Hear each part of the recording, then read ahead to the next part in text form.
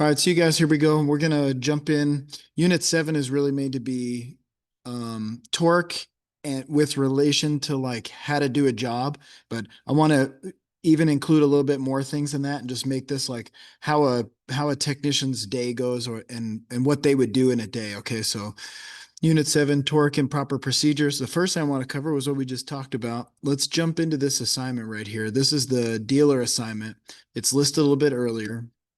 So let's discuss what this looks like for everybody. We've discussed it a little bit, but I want to discuss a little bit more. Um, and this class is a test drive for both of us, for you and for Mr. Clyde and I. We're testing you out to see, do we think that you have what it takes to be in an intense program for 2 years? And do we think that you have what it takes to be successful in the dealer? And do we think that you're going to be able to do all the things required to graduate? So there's a lot of stuff we have to check out.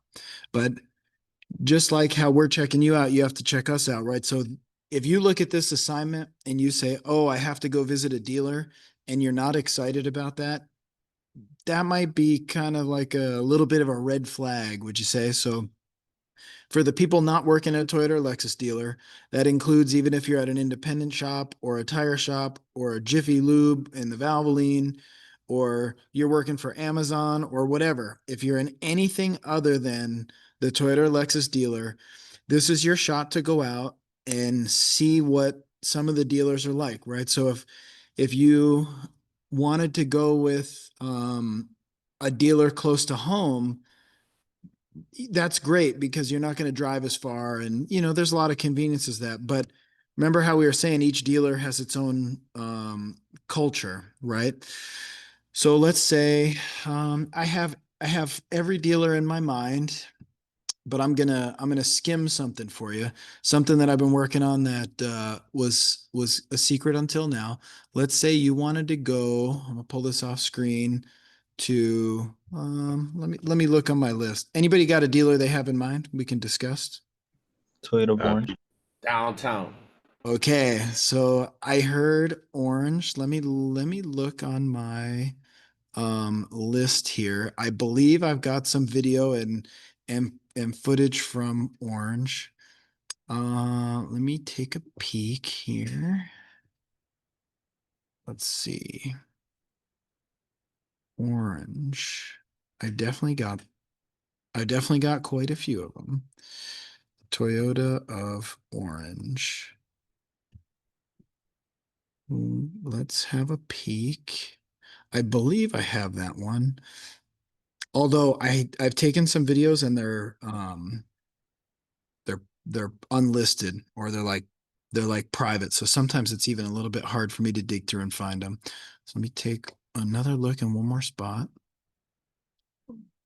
On mine, I should be able to see all my stuff. It gets a little cluttered up with the zoom things though. So let me minimize the zoom. All right. Right here. Okay, manage. Let's go. Here we go. All right, let me skim this real quick. We're going to pull this over. All right, so I'm giving you a sneak peek. Let's full screen this. And I'm going to I need to turn off sound, which I should be able to do like this, right? Because we're just going to watch the video. So you guys, this is Toyota of Orange.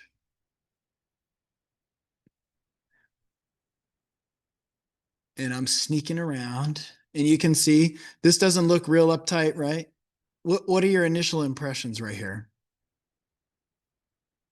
You can share. Looks pretty cramped. Yeah, it's crammed. You saw the shorts. Dirty. It looked like some, UPS delivery guys, but you can see looks like they're doing a lot of work. Do they seem like they're pretty busy? Yeah, all the racks are taken. Yeah, there's cars in every stall. All right. So I'm previewing this for you because if you see this and you're like, this, you don't want to be in this environment, I want you to start to think about it. Okay, reflect on whether or not this is gonna be good for you. And let's say that we pause right there, and I'm talking through some things, but these videos are private. You can see it's kind of a mess. And I remember they actually had one of the students who got hired, one of our students got hired there to be like the cleanup person.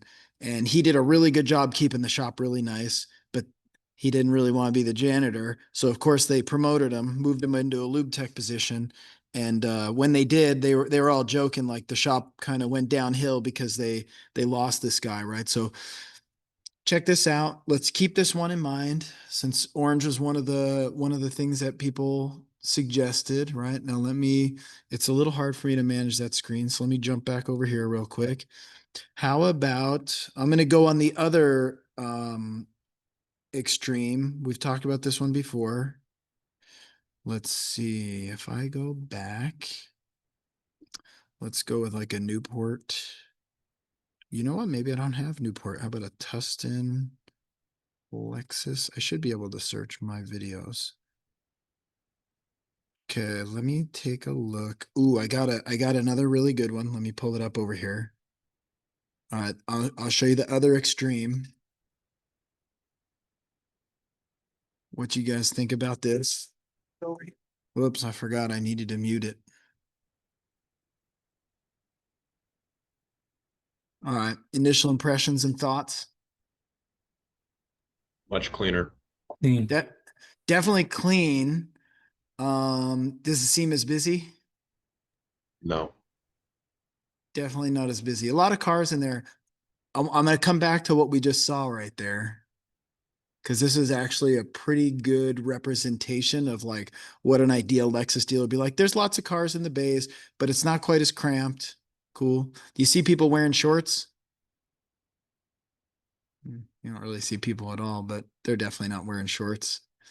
If I were to unmute it, you'd notice not everybody doesn't have their own music going and that type of thing, but the fan's really nice. All right, let me come back to right here. It was right about here, I believe. That was a little earlier even. I want to show you something. What do you think about that big window right there? This is Longo Lexus. And at Longo Lexus, the customers, the guests, they call them actually, the guests, when they're getting their car worked on, they can watch you work on their car. All right. So this is kind of like one extreme to me. Beautiful shop. It's nice and cool in there. Very clean. The technicians are very well put together. They're not looking kind of like a mess. But while you're doing the work, they could see you doing the work.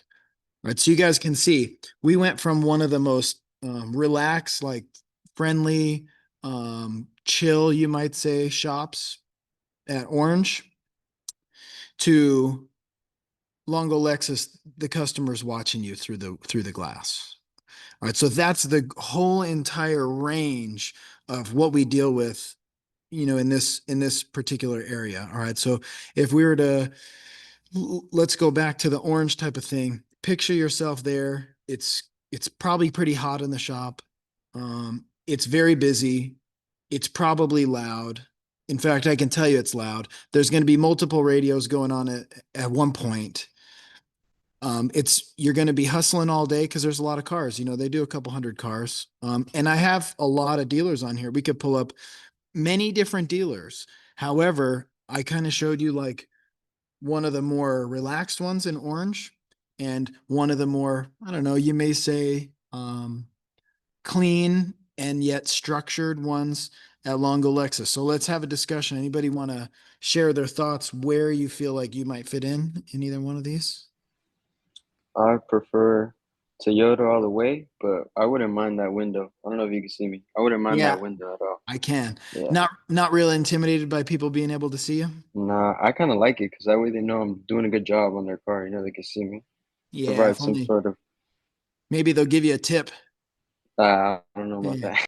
Don't hold your breath. The people who serve your food will get the tip, but To you probably be to be completely fair though, the Toyota side of Longo, like there's only like 5 bays that the guests can look through. So just an FYI on that, everybody. Yeah, for sure. Yep, exactly. That was really specific for Longo, and Toyota's different. And I do actually have Longo on here, Toyota. I have both. I've been compiling these for a few years, and so just for fun, so you can verify that is true. Let's take a quick peek. We'll mute. This is Longo Toyota. This is the service drive. You can see this is ready for a lot of business, a big volume. All right, so if we skip forward, you could see that's the shop, so it's definitely inside.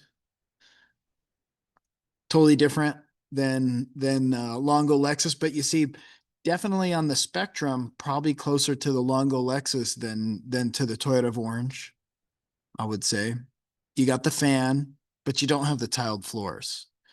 And it's a little louder in there, but not much. Longo for a Toyota dealer is very structured, and not in a bad way, but you know, it's you're held a little bit more accountable.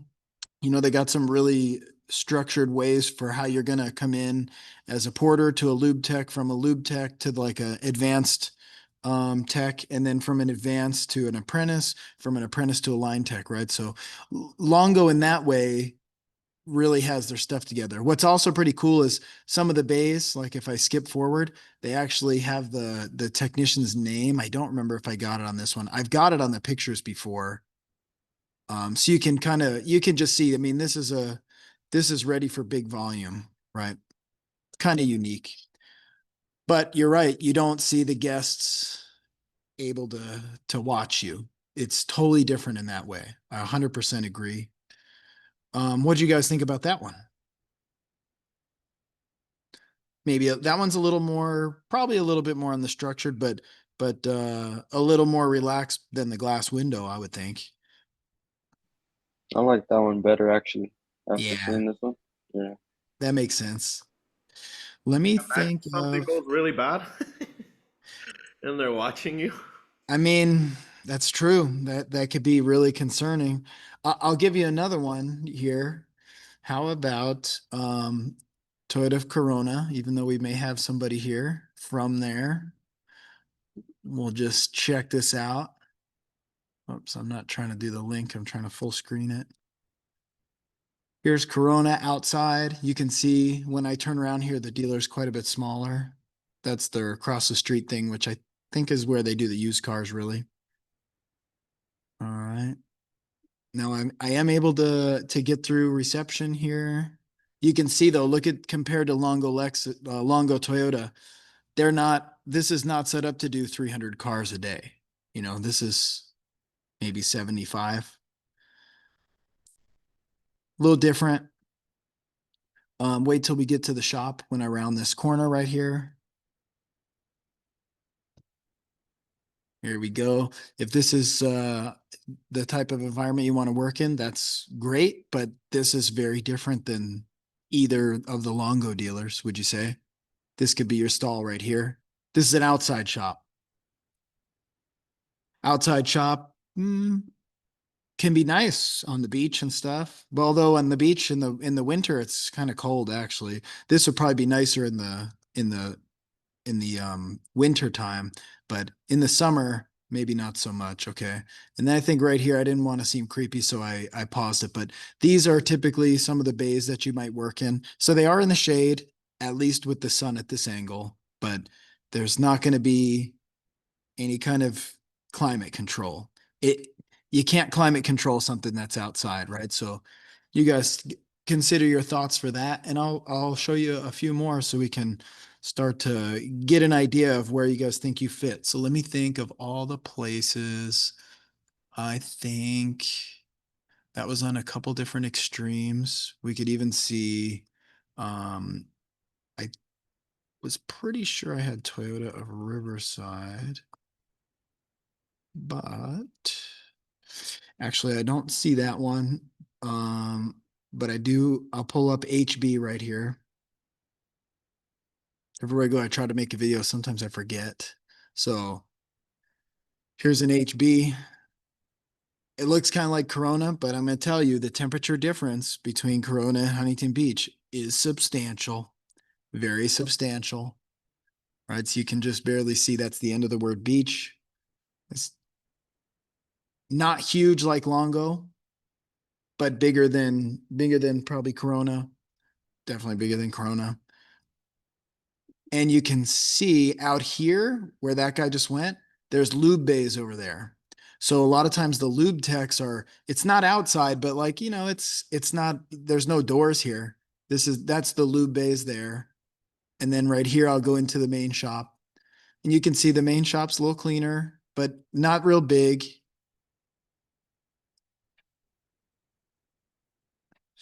And in fairness, these are on different days. Huntington Beach tends to be fairly busy. Orange is probably a little busier.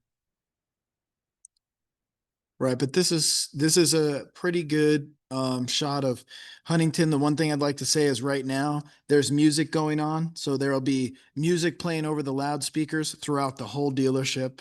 And then in here, people will probably be playing their own music as well. So drastically different as far as what it feels like in there. Or let's see if I've got Manhattan. I'm pretty sure I've got Manhattan Beach, but I didn't find it right now. It may just still be on my phone. I may not have uploaded it. How about let me think. Oh, you know what? We'll do downtown because downtown's its own animal here. As you guys can imagine. And you're gonna be here, right? So you'll see how accurate or inaccurate this video is. We'll mute it, we'll full size it. And this happens to be on a field trip. You can see the size of it. And you can also see we're on a field trip. All right, so as we get it right about here, that gives you a pretty good indication. This is all underground. The fans are moving. I would say, I mean, you guys at downtown could you're welcome to refute what I say, but um without the fans downstairs can be pretty hot, but with the fans, I would say downtown is much better than the outside dealerships, for sure. So you're in the weather a little bit, but nothing like the outside dealers. However, not quite like a Lexus dealer that has some level of air conditioning, right? So some of the Lexus dealers actually have AC. And this is a cool one because they do some neat things. Like I think this might be the video where we have the parts being delivered by a little robot. I've had several videos. It might not be that one actually. Yeah, this is an older version. But on one of them, we actually had the parts department sends out a little like automated cart A little that's robot. droid. Yeah, it's like that. His name's Bender, like from Futurama. Okay, Bender brings the parts, right? So Yeah.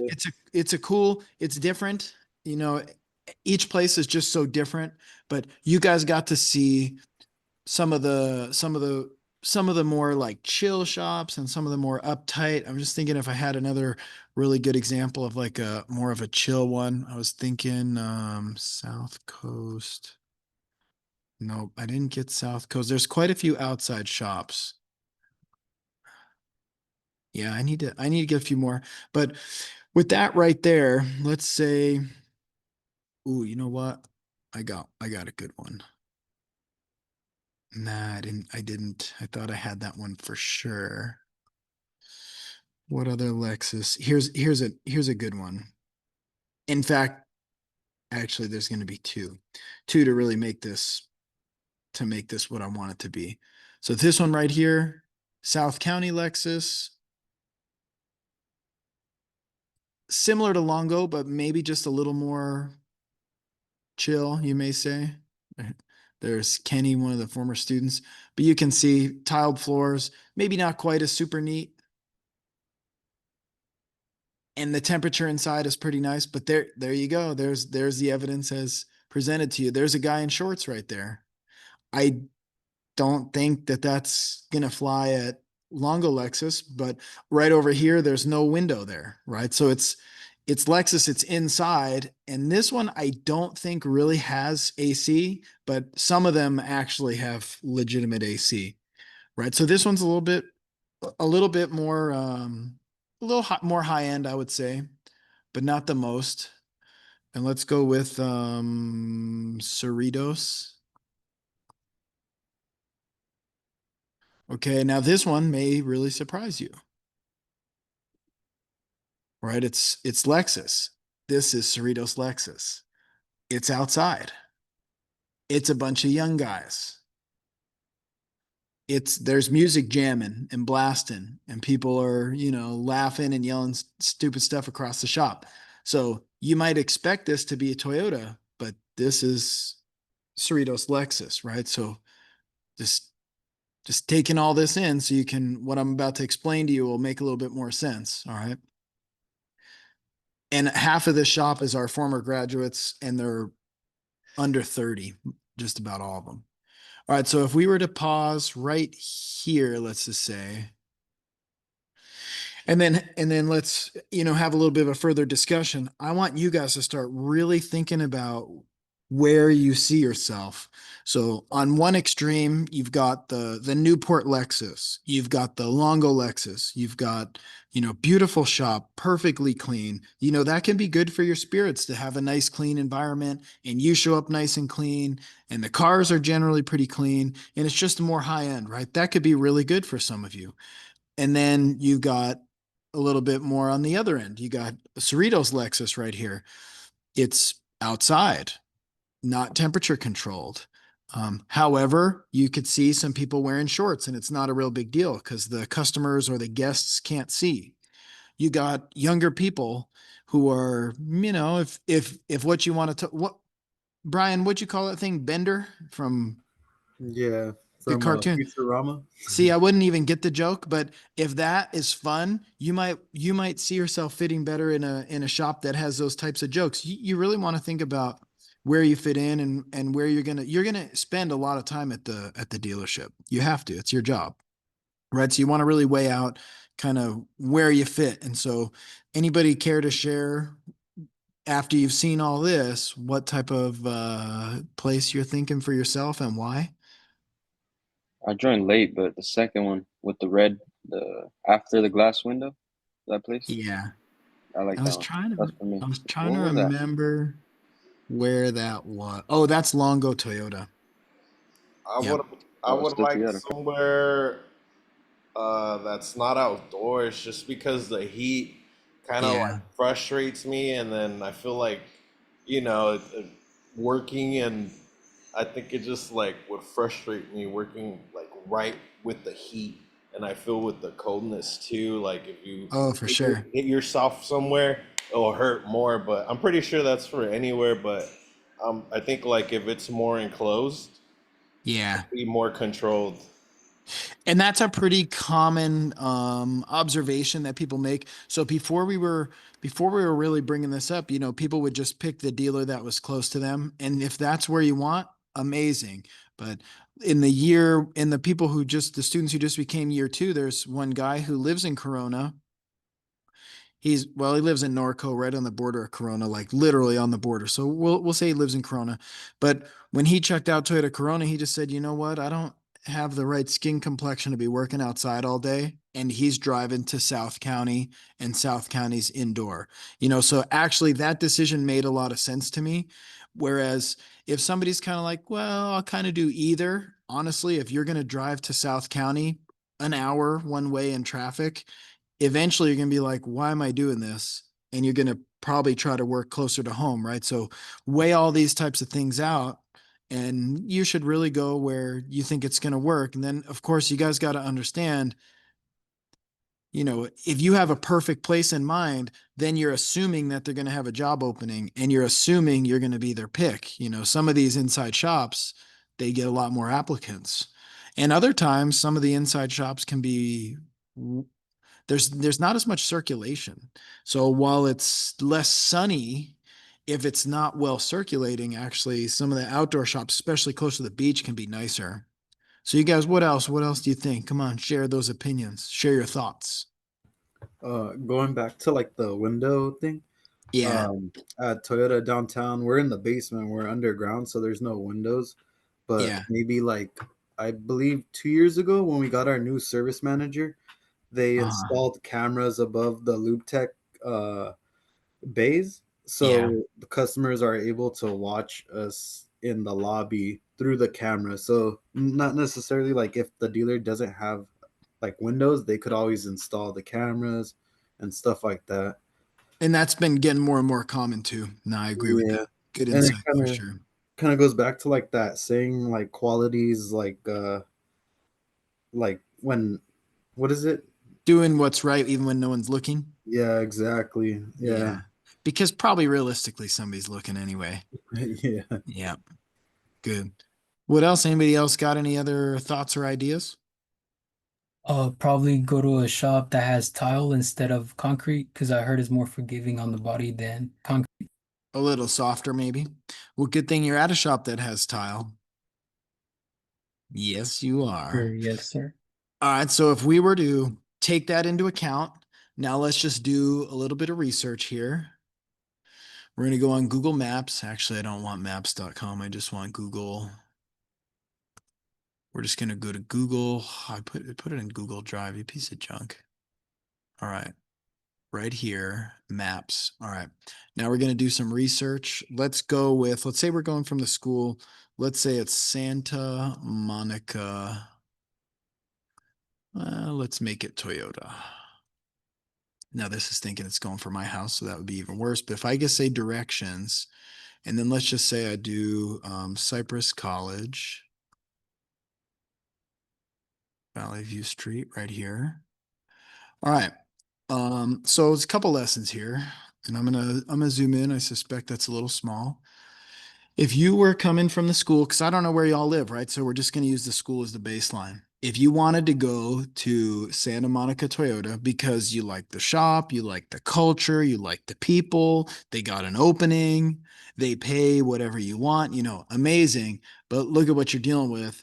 41 miles or 37.7, depending on which way you go, 55 to 56 minutes right now. Now, here's a little trick on maps that you can do. If you were to leave now, you can change it to arrive by, and let's just say they make your start time, I don't know, let's make it 8 on a Monday. That trip is an hour and 5 to an hour and 50 minutes. All right. So if you live by the school, you got to seriously weigh this out. Even though 41 miles is not extremely far, you're going to have to plan on 2 hours. The reason you have to is you can't be like, well, it might only be an hour and 5. So I left at 6:50 to get there at 7:55, right? Because some days you're going to be much later than that. And so if you're the general rule of thumb, and this is why I want to beat the high school mentality out of you. The general rule of thumb is if you're late, like 3 times within a quarter, you're going to be in trouble. That's typically what I hear. So that would be at most 1 day per month.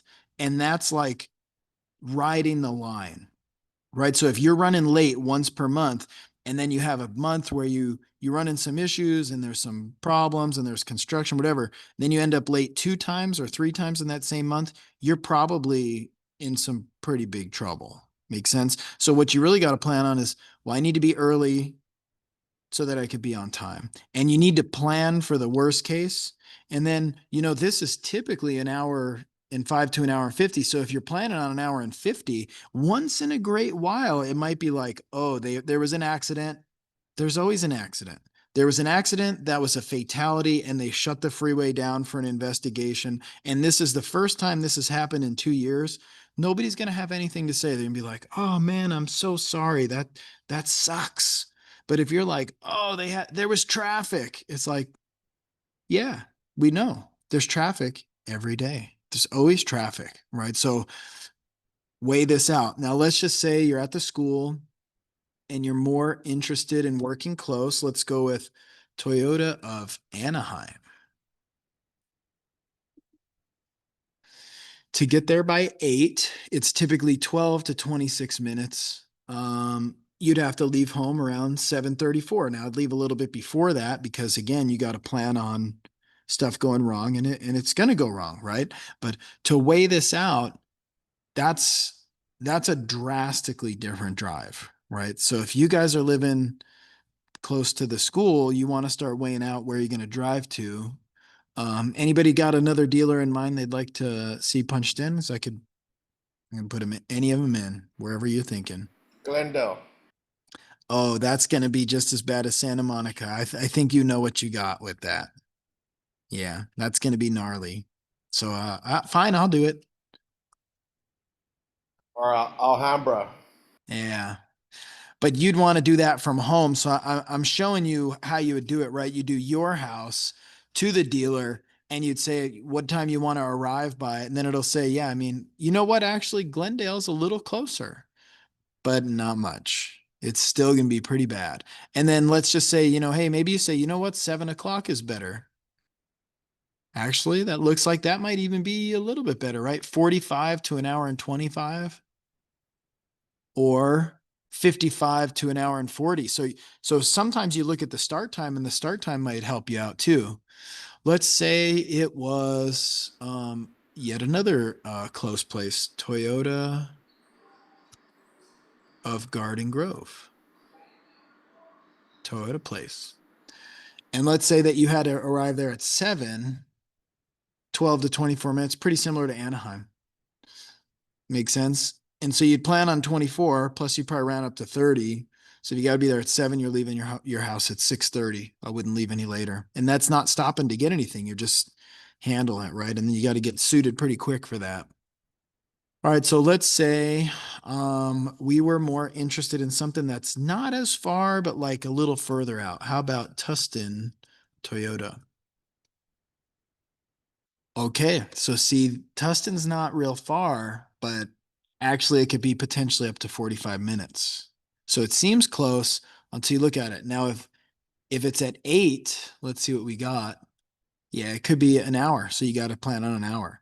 I would say Tustin is not an hour from the school, but if you're trying to get there at 8 o'clock, it's going to be potentially an hour. Now you may show up a full 30 minutes earlier than you planned, but you got to plan on that hour, right? So I would really recommend you all start factoring these things in to see where you feel like you fit in, where you're willing to drive to, and then if you can work those couple things out and kind of give yourself a range of like, well, I'm willing to drive up to an hour, then great. And some of you are going to say, I'll drive as far as I need to. And I'm going to say, nah, I don't think you will. Let's say that you wanted to go to Toyota of, let's say, Barstow. I'm sure they're hiring. Yeah, you're not going to do 2 hours and 10 minutes and 116 miles. You'll kill that car. That car will be in the grave. Makes sense. So you go wherever you want, you have to, but you really won't, right? So start making yourself a range of how far you're willing to drive, and then maybe draw a circle. And whatever's inside the circle, then you start to figure out what's most important. Is being close or being inside more important? Or is liking the people or $19 an hour versus $20 an hour more important? And these questions we really can't answer.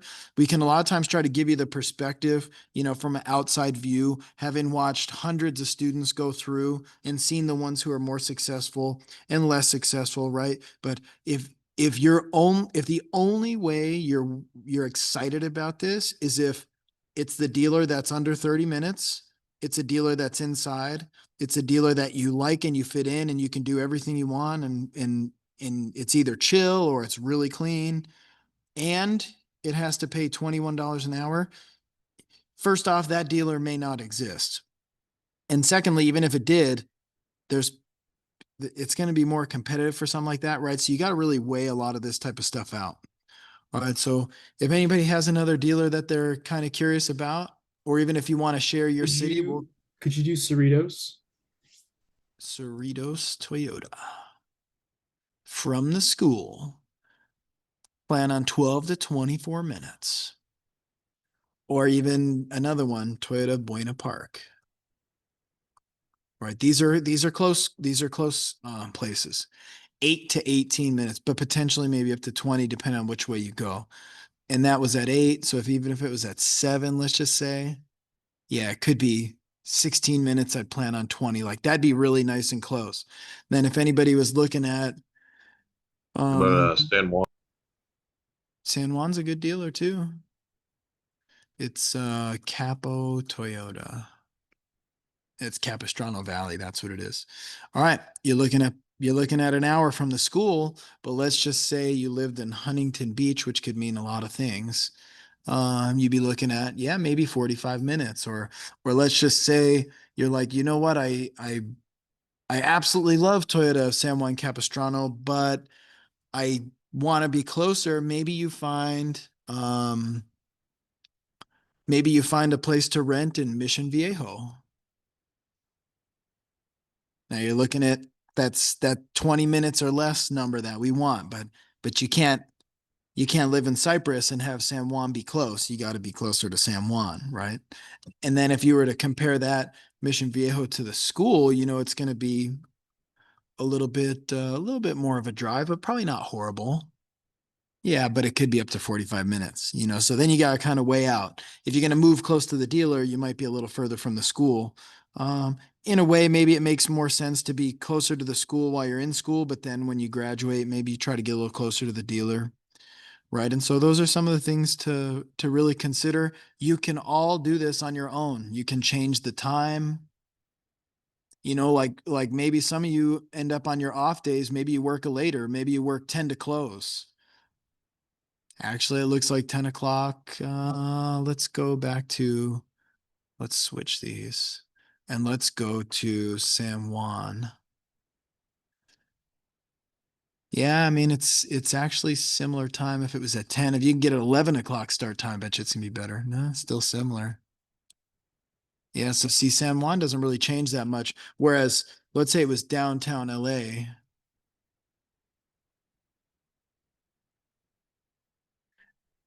All right, so you had a start time at noon, it could be just 1 hour. But if it's at 8, it ain't gonna be an hour. An extra 30 minutes if it's at 8. Or if it's at 7, yeah, maybe only an hour and 15, right? So these are things to weigh out. And then when we go to do this field trip, it's usually when you're in, I think it might be when you're in electrical. We go to downtown. The way that we typically do it is we use public transport. We'll use like the Blue Line train. You go on the train station. That simplifies some things. I'm not sure exactly how much time you save, kind of depends on exactly where you're coming from, but it's consistent, right? So that's the main thing you're going for is if you're going to be to work, you have to plan on the worst case so that you make sure you're there. And then it's very inefficient because you may be 30 minutes early or you may be just barely on time, right? Whereas if you were to use I don't know about the buses are maybe a little hit and miss, but if it's a train, there's no traffic. It's just the train, right? So like what we do on the field trip, you go to the Long Beach Blue Line station and then you get on and it's a very set amount of time. I think it's about 45 minutes, but it's 45 minutes all the time, 45 minutes. Then you got to get off the train station and do a little walking. But these are the things you kind of want to consider, right? And then is anybody from way outside of this area and planning to go home when you're done with this program? Like way outside? No, nobody from. Well, Ontario. oh, Yeah, Ontario's not super far. I'm saying like maybe San Francisco or something. Holy. Daily Toyota, Daly City Toyota. We had a student, we've had two students go there actually, but not from school. All right, so if you wanted to go there and you want to be there at 7, you need to leave at 11:20 tonight.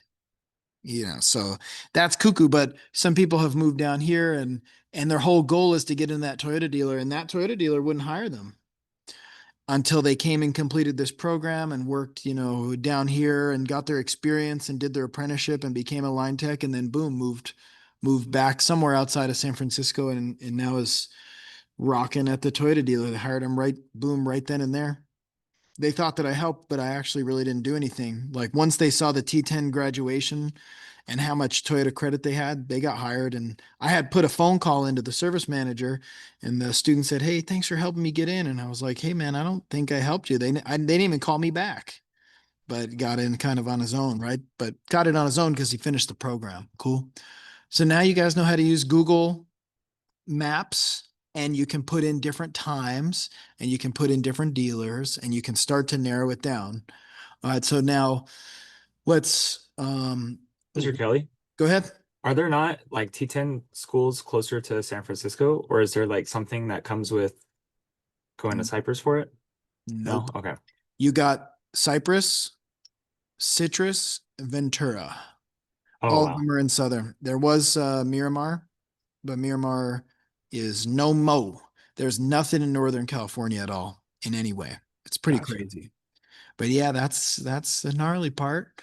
So if you take this information in, and then now I wanted to show you one of my other little lessons, but I got to pull up just an empty Word doc. And then because I'm going to try to give you help you think really logically, like not emotionally, right? So if I pull this over, trying to pull Word over, then we'll get into what it looks like to really be a technician, make sure this is a good fit. All right, so let's say we start with a let's go with a close dealer. How about we go with let's say the dealer that's close pays a little bit less. What are you guys expecting to make as a lube tech when you start? Yeah, 2019. All right, so let's say 20 be a good number. Now, is anybody brave enough to say they're making less than 20 and they're at the dealer right now? As a valet, I make 18. Me too. 18? Anybody under 18? We're going for I'm the low. making 1650. That's what I was going to say. All right. So let's say your close dealer is 1650. And how many hours are you guys hoping to work during the program? 30, 32. 30, 30. Yeah, I mean, we could do either number. It's not going to make, we'll go with 32. All right. So hopefully you took math class, but we'll make this super simple. So if you're working 32 hours and you're making 1650, let's crunch it. $16.5 per hour. You're working 32 hours. You're making 528 a week before taxes, of course.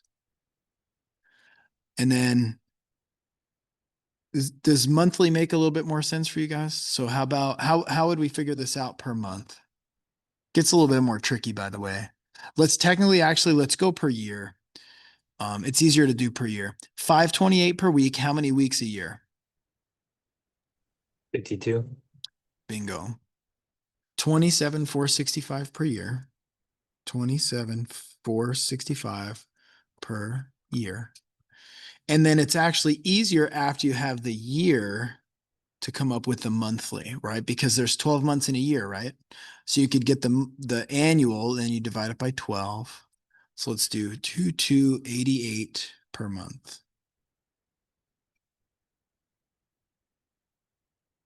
All right. So let's just say that's the close dealer. All right. And then let's just say, you know what? Ozzy's like, man, I'm gonna bail out of San Bernardino, even though it's close to home, and I'm gonna go to the far dealer. And if anybody is brave enough, will you share your hourly pay at any Toyota or Lexus dealer? That should be, we're looking for the highest number. 20 an hour. 20 per hour. Still want to do 32 weeks. Anybody want to take a guess at what that's going to be? 600. 30,000 a year. 640, right? 32 times 20 is 640 per week. So if it's 640 per week, let's do that times 52. 33,280.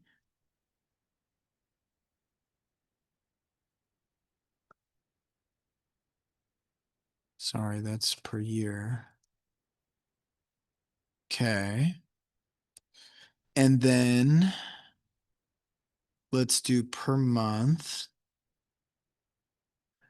And again, this is as far as we can tell, it's on the extreme. Oops, I shouldn't have deleted that. 280 divided by, not 52, it's gonna be divided by 12.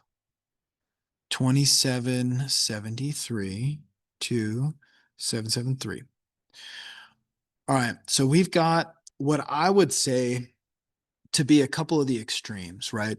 So if anybody was looking on the low end, 1650, we can go with, you guys want to go per month? Does month make the most sense or we, so let's go per month, 2288 per month. And then on the high end, you're looking at 2773 per month. So if you were to break that down, who could tell what's the difference? 2773 minus 2288. You can get a bone. That was definitely not correct. You can do 2773 minus 2288. You get a bonus of, what was that, 485? I clicked off so quick. 485 per month. 485 per month more. Now that's not tiny amount of money, but from my perspective, you know, $2,700, $2,800 a month is not enough to really probably have the life that you want, I suspect. And so the way I would look at this probably a little bit different than you, but if you're looking at the lowest paying and what we're assuming to be one of the highest paying, I think there's one or two that some of these might pay just a little more, like 21, but I don't know anybody who's making 25 as a lube tech. There's definitely nobody who's 32 as a lube tech, right? If you want to get into those types of numbers, you have to be a line tech. So I just want to make sure that's very clear. Even if you're a lube tech and you hustle and you do tires and all that type of stuff, you're just not going to make a ton, right? It's just the way it is.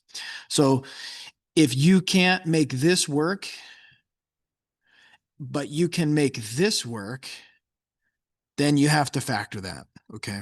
You have to.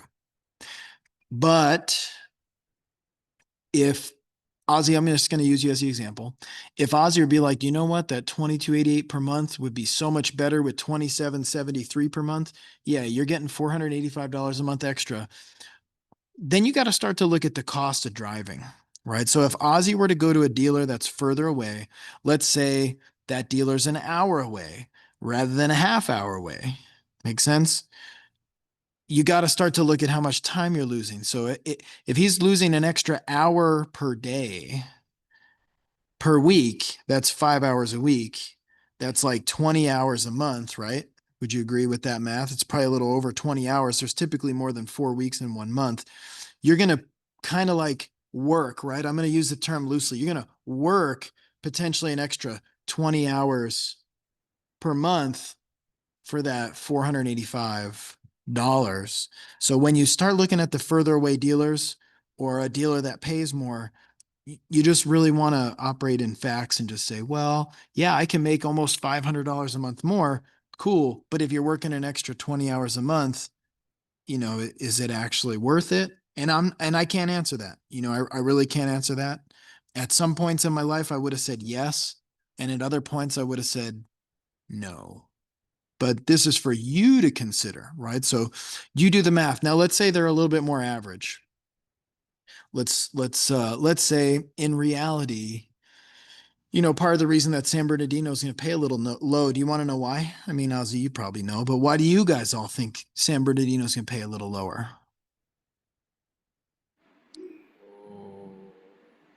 It's in San Bernardino. I A mean, lot of business. that's a good way to think about it. But the truth of the matter is, San Bernardino's lower cost of living area. It's cheaper to live there, right? If you look at it from a business standpoint, do you think the dealer wants to pay more or less?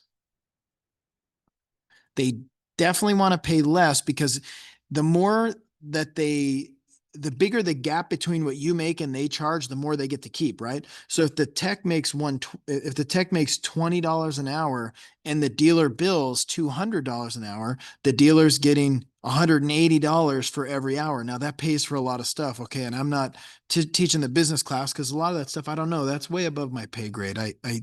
There's a reason why service directors make twice the money that I make. They're 250, $300,000 people. They're big ballers. Okay. That's their business. However, if they're getting no applicants, right? If they can't get anybody to do the job, what are they going to do to make sure that they can get a body in that stall? Raise the pay. They're probably going to raise the pay, right? So while you could go and picket in front of San Bernardino Toyota and be like, you need to pay more, you need to pay more. As an entry level, as a lube tech, there's somebody who's going to crawl over the top of your picketing out front and take your job. As a lube tech, it's just the way it is, right? So unfortunately, if you're not willing to do the work for 1650 in San Bernardino, somebody else will do it. And so good luck. If you want more money, you go ahead and you roll into, let's just say, who shared that they were at $20? Let's make it a specific one. Me, Toyota of Downtown. All right. Well, so we'll just say LA in general, and then we'll just say, we'll even be very generic, IE, right? LA might be paying a little bit more. And then let's just say some of the Orange County dealers could be a little bit different. Let's say it's an Orange County dealer. And this is not necessarily the case, but we're using an example. Anybody at an Orange County dealer care to share what they're making? I'm making 18, but after I do some of my e-learnings, I'm able to make at least $22 an hour. That's pretty good. So if you have your certification up, that's good. Well, I'm going to cherry pick that first number because that was the number I was hoping for. Now, if there's incentives and bonuses, that throws a wrench in the math. Okay. But so that's very good to know. And that's something to consider, by the way, when you go to talk with the, for the interview or even for the assignment. Okay. So if it's $18 an hour, 32, 18 times 32, I'm not going to quite pull that off. So let's do it like this. 18 times 32, 576 a week. Oops, not percentage. That should be big old American dollars. We'll do that times 52. 576. I also shouldn't have deleted that. So per year, you're looking at 29,952. 29,952. And then per month,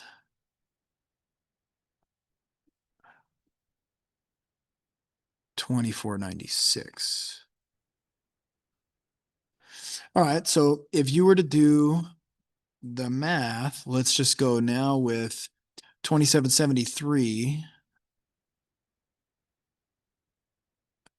2773 minus 2496.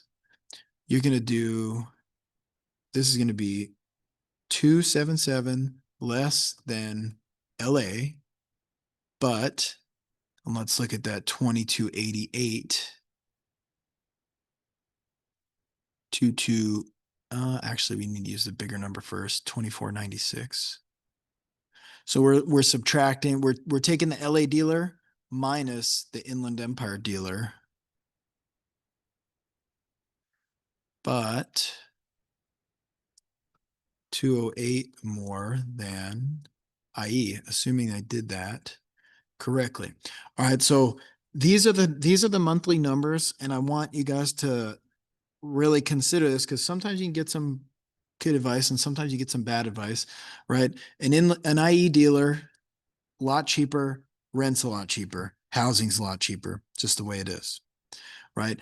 And if you live in LA, there's zero reason that you're going to go work in the Inland Empire. It just doesn't make sense. There's people out there who will work for cheaper because their cost of living is cheaper. I'm just letting you know. All right. Or if you live in Orange County and you're probably not going to go work in Inland Empire. There's no real amazing reason for that. It's just the way it is. And the Inland Empire dealers know this, by the way, right? However, if you live in Orange County, sometimes going to those outskirts, now it may not necessarily be LA, it may be South Orange County, it may be LA County, it may be one of the dealers that are harder to get to, right? They may pay a little bit more. So then you got to weigh out, like, what are you really going to do for it? Well, if you live in Orange County and you're going to go into Los Angeles or an outlying dealer, you may make $277 a month more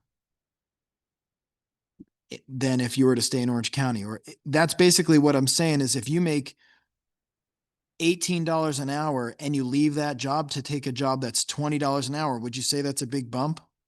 Who feels like it's a big bump? You could be honest. It's $277 a month difference. Now, that means different things to different people.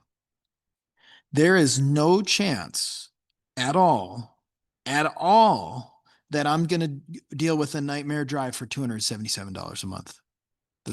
There's not even, I'm letting you know, no way, no how. However, when I was just finishing community college or maybe right at the tail end of it, I took a job, I was working at a job in Albany, which was closer to home. I took a job in Schenectady and I was like, oh, I'll go anywhere because I wanted, $18 an hour. But that wasn't as a lube tech though. That was as a line tech, right? So times have changed, but I left my dealer at 13.50 an hour for 18. Exactly what that was per month, I don't know. And it wasn't 32 hours, it was 40 plus, right? Because I was full-time graduated. That was worth it to me at that time. Even $277 a month would have been worth it for me at that time. But I'm gonna tell you that beast of a drive, kind of gets a little bit old, right? So weigh these out and operate in facts. And so if you're thinking that you're going to hit the jackpot at $20 an hour, yeah, you're going to hit the jackpot. All right. $277 more a month. What are you going to do with the 277? Look at that number right there. Who could say that their life is different with $277 more per month? And that's before tax, but let's just call it like that. It's okay. You can be honest. Like, does that solve an issue, or does that make you like a lot better? Are you like lowering your anxiety? You able to make your bills or not make your bills on $277 difference? That's like gas money or something. Like Yeah, it's probably gas money, but if the job's an hour away, where's that gas money going? maintenance on the car. I don't know. Yeah. So that 277 a month is maybe going to cover the gas and maybe going to cover the tires that you wore out and maybe not going to cover either of those, right? So you may actually be saving money working closer than going to get the $2 an hour raise, right? So, and I don't know, depends on your details. It depends on if you're driving a lifted Tacoma with 35s, 277 ain't going to cover it. It's just not. That's like what, 4 gas tanks full. And you think that you're going to drive an hour away and not burn more than 1 gas tank per week? Like, you're going to burn all that up. And then when your 35s wear out, you can be like, man, 35s used to last me 4 years, but now they last me 1 year because I'm driving an hour each way. Make sense? It's just the way it is.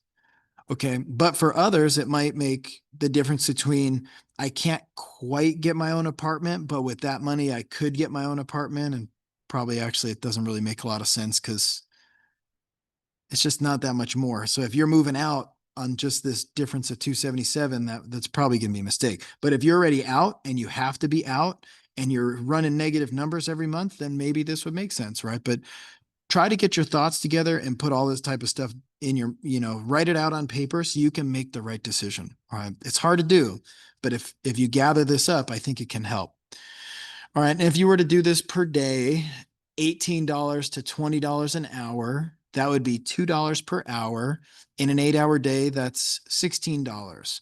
So to drive to a dealer that's further away, you're getting $16 more for that day. It's pretty easy to waste that $16, so just put it into perspective. Okay.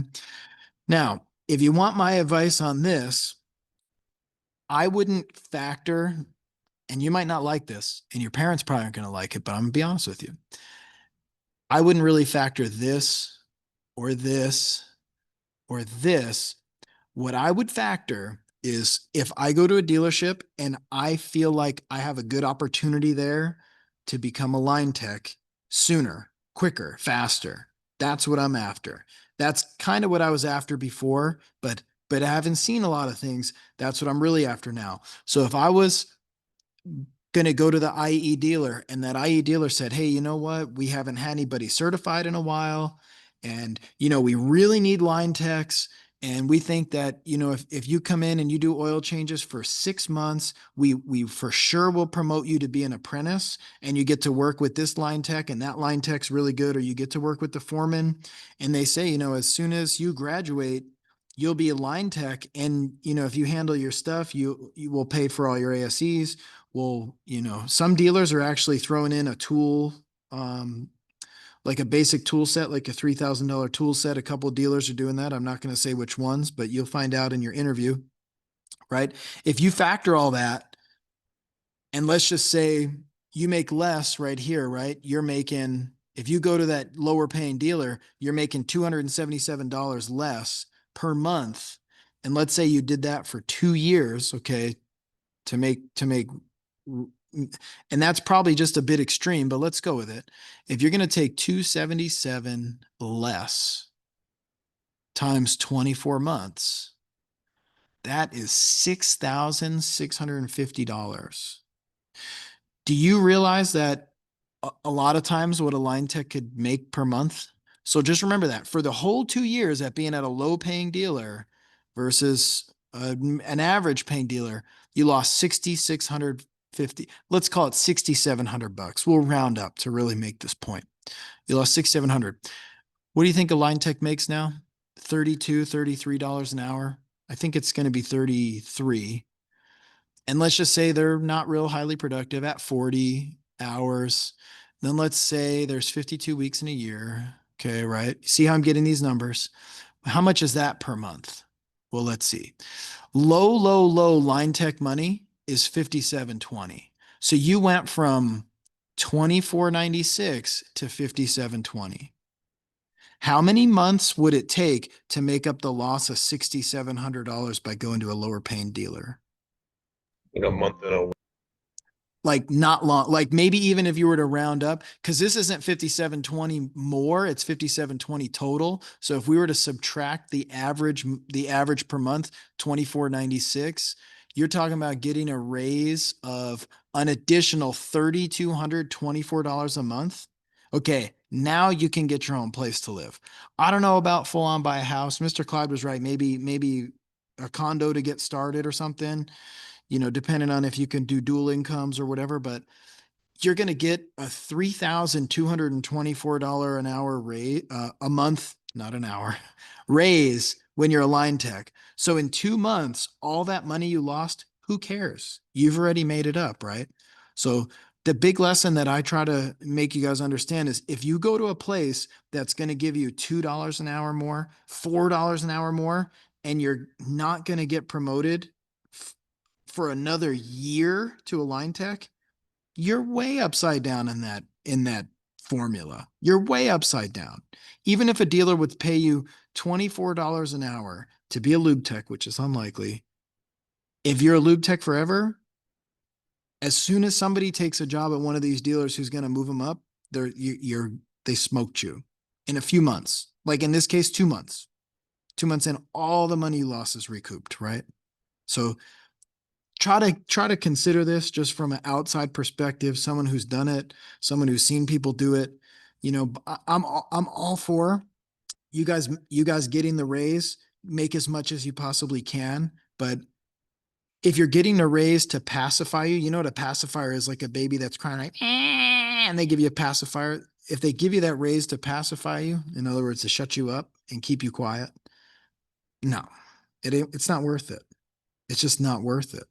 So if you're smart and you have some wisdom, try to find a place where you can grow and move up and become a line tech sooner. Now, if you really wanted to make this an extreme case, let's just say you went to a dealer where you were being trained by by the foreman or by somebody who's really good. Let's just say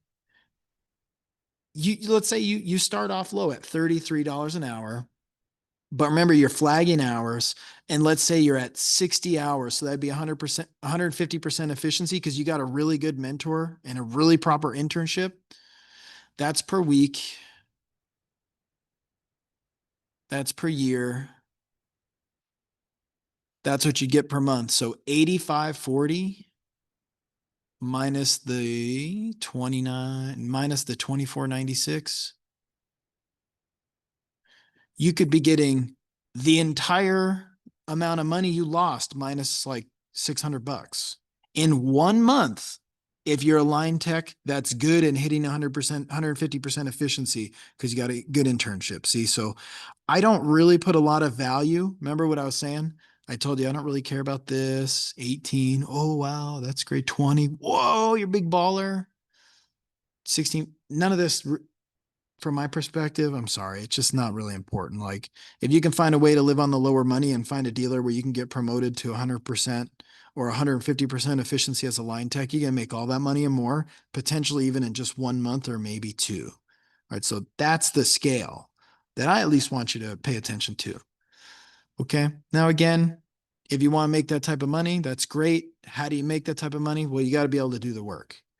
School's going to help. School's going to teach you the theory. We're going to help you get certified. We're going to help you do all that type of stuff. But at the end of the day, you can't make this type of money unless you can make this type of money. Like not just because you have it on paper, but you have to be able to do the work, fix the car, diagnose the car, run the very high efficiency levels, do this type of stuff, right?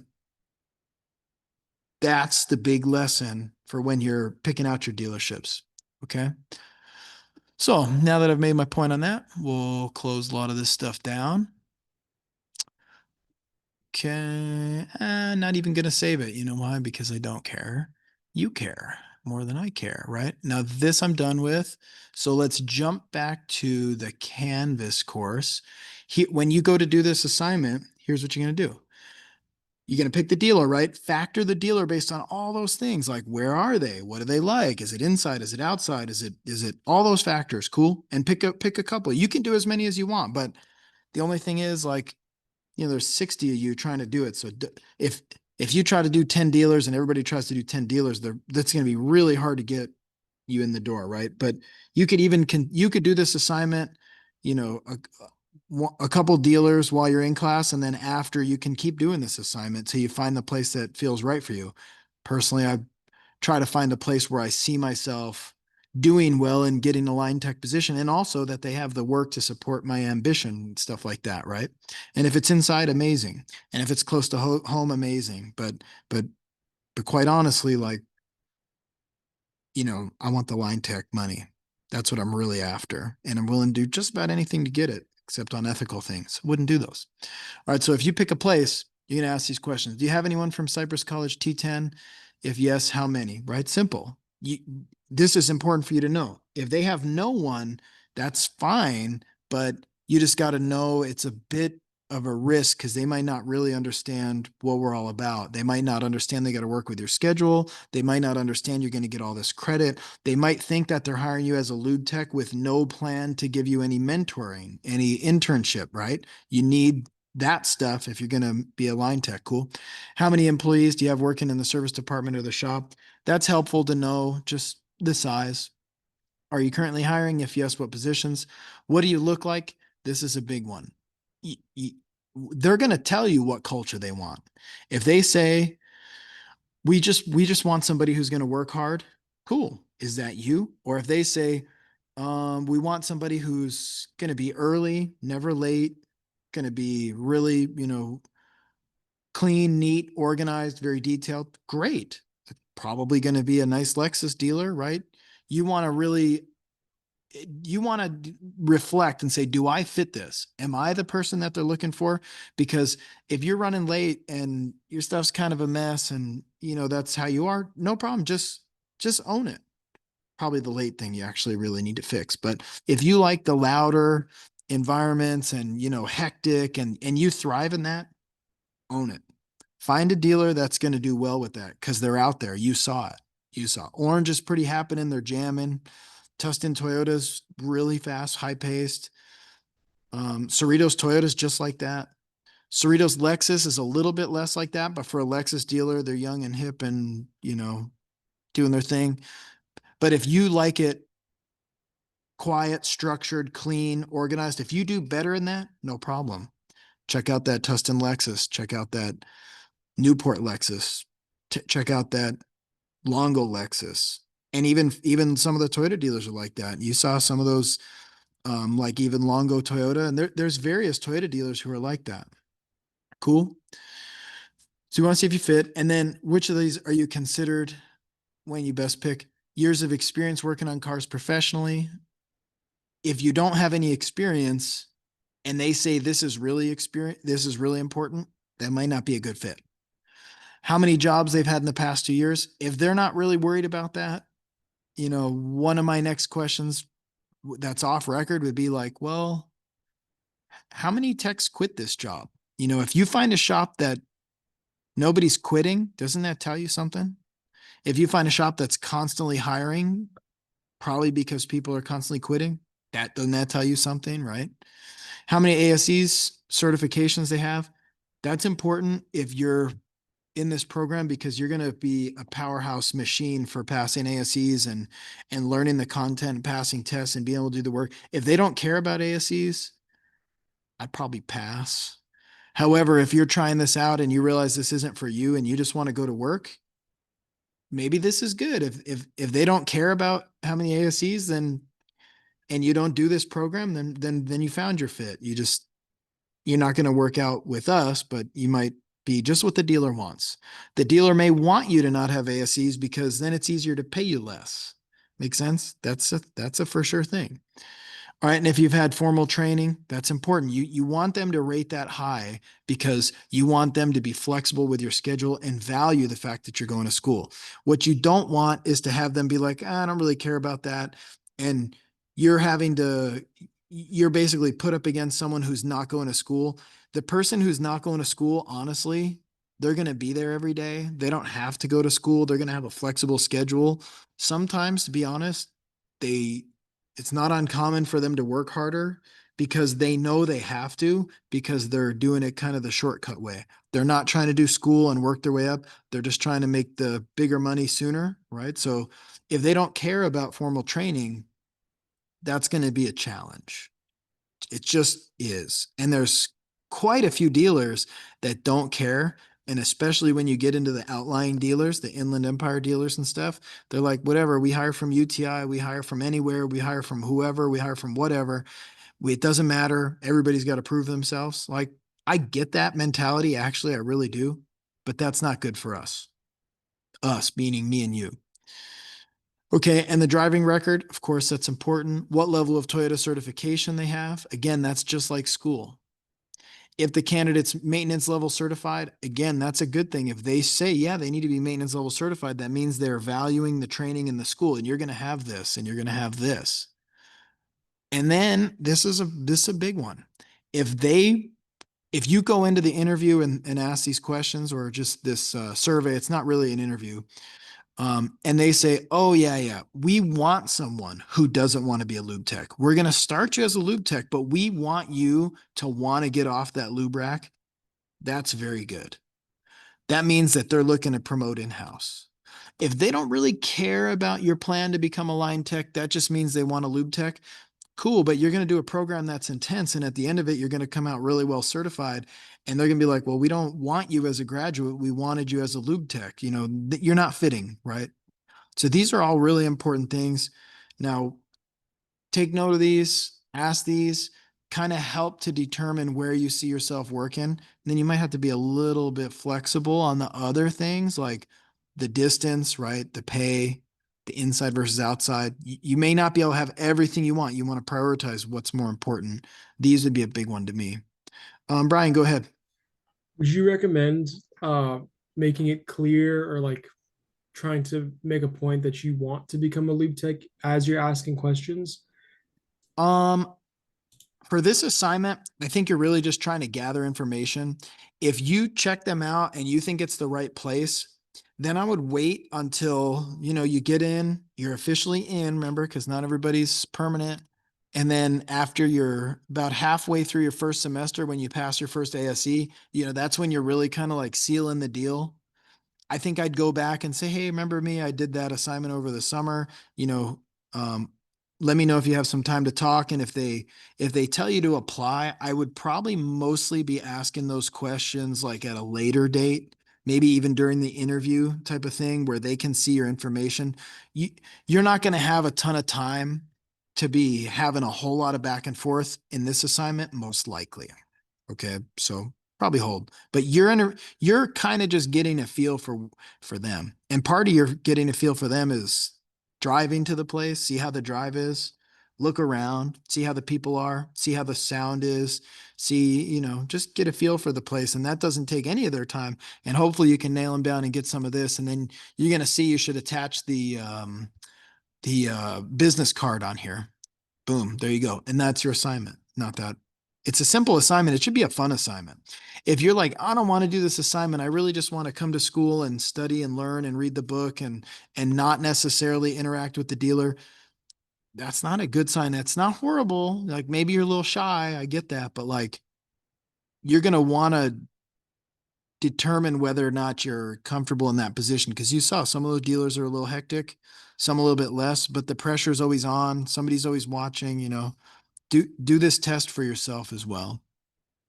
All right, now my next shift is to those of you who are already at the Toyota or Lexus dealers. Mr. Clyde's already specified.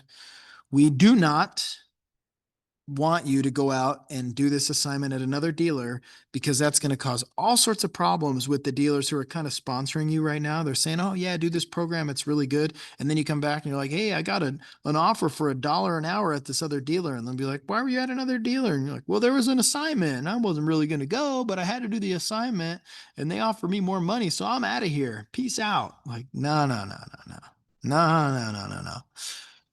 But you can do these questions with your existing service manager, right? You can, because you want to know, you never got a chance to do this. You want to ask these, but that doesn't sound fair because you're already there, right? This is going to be a really easy assignment for you because you're already there. Then in addition to this, you're going to do a write-up of what your day's like, what you do, how it is, what your hours are, how many cars you do, that type of thing. Okay. So for the people already at the dealer, do this with your boss and you're going to write up what you do and how you do it. Right. And then that way, some other people will get a chance to experience like what it's like. Okay. So from this assignment, you should be able to be pretty, educated on where you see yourself. And then when the time comes and it's time for you to go to work, I want you to remember this stuff. And the other thing that you must remember is when you're ready, you need to talk with us, probably mostly me, because I know what dealers are hiring and I know what it's like and all that type of stuff. What students tend to do is they like to talk with their classmates and they'll be like, you know, hey, Miguel, what's your dealer like? I want to come over there. Is it cool? Give me a good reference. And like, that sounds fine, but the problem is you're not really taking my advice. And if there's a few people already, let's say at Orange, or there's a few people already at Downey, Penske Downey, and they recommend it, and you go in, and now you're the third and fourth person, that's problematic. Because remember, if right now all you think about is going to work, cool. Well, 2 years of this program is going to fly by.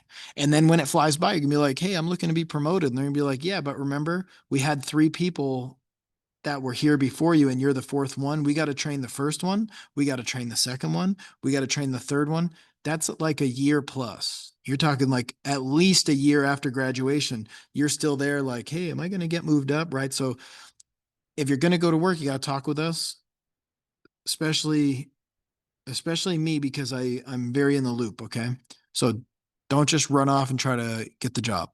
Now, technically it's a free country. So anyone in this class, you could get hired, right? We can't exactly stop that, but when you go through us and through the program, we can give you a little advice. We can tell the dealer, kind of where you're at. The service managers tend to be very confused. They think because you have the uniform, you're like just about to be done. you got to be very careful about what's communicated to them because they may see you and be like, oh, yeah, you're probably going to be graduated within a few months. And then they find out the hard way, like you're just starting now, right? So as soon as you get out there and you're doing what you want, how you want, with no input, you're going to probably get yourself in trouble. And the free market's a double-edged sword. So if you go out there and you get yourself hired, that's great. But if stuff goes sideways and you're not really following the proper protocol, like you're not using me for help and you're also not really helping me, you're going to go out there and do your own thing. I could do the same thing, right? If you want to, if that something doesn't work out at that dealer and now you're like, hey, I need to find a new dealer, I'm gonna say, hey, wait a minute. You went to that dealer like rogue on your own without even talking to us, but now you want my help? I could withhold it too. It's a double-edged sword, right? So take the help. The help will be genuine. I don't have any particular agenda other than remember you guys getting placed and doing a good job and the dealer being happy means what do you think is going to happen next time they need somebody? Yeah, they're gonna want somebody from this program. So it's in my best interest to keep the relationship good because some of you, you know, you might be in a position where it's like, hey, I really need to start working, and they may not really have an opening. But if I call them and I say, hey, look, good student, they really need to start working now. It's time. They'll be good. They'll probably make a spot. If Mr. Clyde or I ask, they'll probably make a spot for you. But that's only because we have a long history of good students, right? So we gotta maintain that, and it's going to help you. So you doing a good job is going to help next year's students, which is going to help next year's students, right? I can't really do a good job. I don't work there. It's got to be you guys. Okay. So with that, that's the grand explanation of how the dealership, how your interaction with the dealer should go at this point. Now we're going to shift a little bit and we're going to start talking about the day to day. What's it take to really do proper procedures? What's it like? Not even lube tech stuff, a little bit of lube tech, but like, what is it to be a line tech? What is it to be a technician? It's probably not what some of you expect. You ready for that? You got any questions before we move on about the employment and the dealership stuff? All right, here we go. So you guys are going to get to do the main decisions on this. So I'm going to go. We're going to always start with 1.tis.toyota.com. Okay, we're going to log in because this is going to be like our home base. All right, let's just say you are the mechanic. And remember, this module is proper procedures, right? So we're making it really specific as far as like how you guys are going to get employed and stuff. But now it's about to be the proper mechanic. Because actually this morning I had to get a truck smogged. So I was at a friend. He's a friend. I mean, he's good, but his shop is built in with like a whole bunch of other shops. And he had this piece of junk, old Saturn there.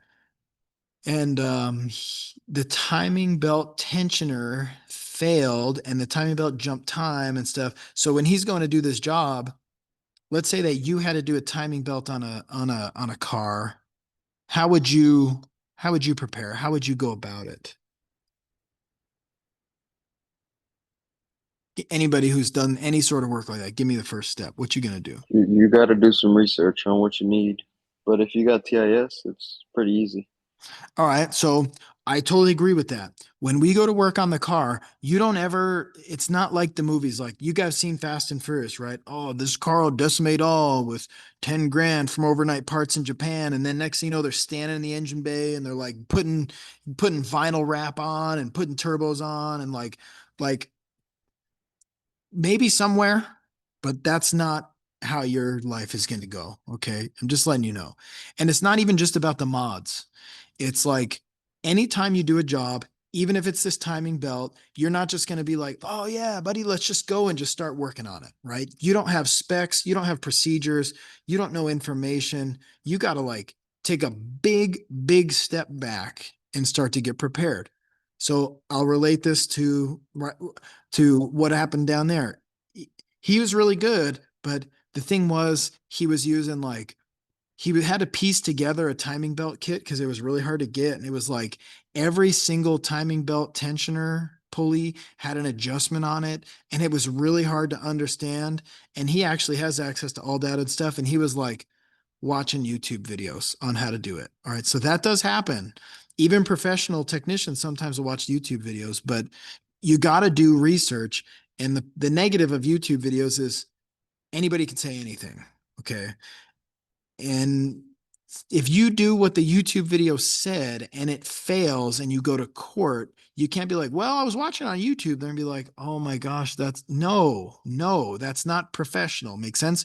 So it really should be referenced from service information. So now what he was doing, I understood. He did reference service info, but like it's kind of hard to understand service info. So he was kind of supplementing it with YouTube, and that's at his own risk. It's his shop. If it gets messed up, it's his problem, right? But I'll give you an example of another former student.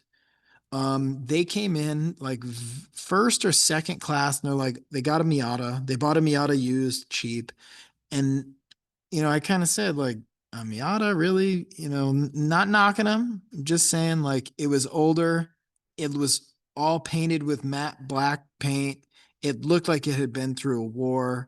And the reason they were buying the car is because the other car broke down and they kept, you know, showing up late to class and stuff. And it was like, hey, you got to get reliable transportation. So came up with a Miata that's been run through and had every single part taken apart 10 times. And I was like, well, this isn't going to go well. So sure enough, by like week 2, it's like, hey, the clutch went bad. I said, oh, okay. Yeah, I mean, you can fix it. But if you're going to fix a clutch, you got to pull a transmission. And where are you going to do the work? He's like, I'm going to do it in the driveway. With what tools? Well, I have a couple tools. Like I have a basic set from Harbor Freight. And I'm just thinking like, you're going to pull a transmission on your back in the driveway and do a clutch when you're in your first class. And and my advice was like, look, if you want a good outcome, you got to have good preparations, right? If you want to make a good meal, you got to have good ingredients, you got to have good prep. If you want to, whatever, you name it, construct, you want to build a good house, you need to have plans, you need to do research, you need to have your material, you need to have stuff together, right? It's not like what probably your high school guidance counselor thought. Did they ask you, do you like to get your hands dirty? And you're like, yeah, like, cool, go work on cars. You don't just jump in a tub of grease and start slopping stuff around. You have to have your brain very much engaged, disciplined. There's a saying that one of our foremen say all the time: engage brain before hands. Cool. So as soon as these couple students were telling me like, oh yeah, we're gonna do this clutch, and I was like, uh, this isn't gonna go well. How do you guys think it went? Pretty bad. Horrible. They They came back put to it in class first. and they came back to class the next day and they're like, oh, it's so hard and they're sore and they're late. And I'm like, well, what's up? And they're like, well, we got it out and we couldn't line the clutch up. And then we tried to put it back in. It wouldn't go in. We took it out. We put it in. We're not really sure what to do. And it's like, okay, back up, back up. You need to weigh the job out. Okay. So if we were going to do that clutch again, I don't have the Mazda Miata here, but let's just say you wanted to do a clutch. Before you start the job, you have to know what you're getting into, right? And that's part of the proper procedures. So if we're going to do that, let's say we went with, let's make it an 86. Cool. Did they have the alignment tool when they were No, installing the clutch? No? no, Oh my, no no, wonder. no. And That that's what makes I'm sense. saying. They didn't have the correct tools, so they couldn't. There's just a lot of problems with how they went about it, right?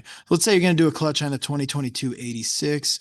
Let's even just say clutch. Okay. So even as a professional technician, we need to look this stuff up. We need to know what you're getting into. We're going to follow the repair manual.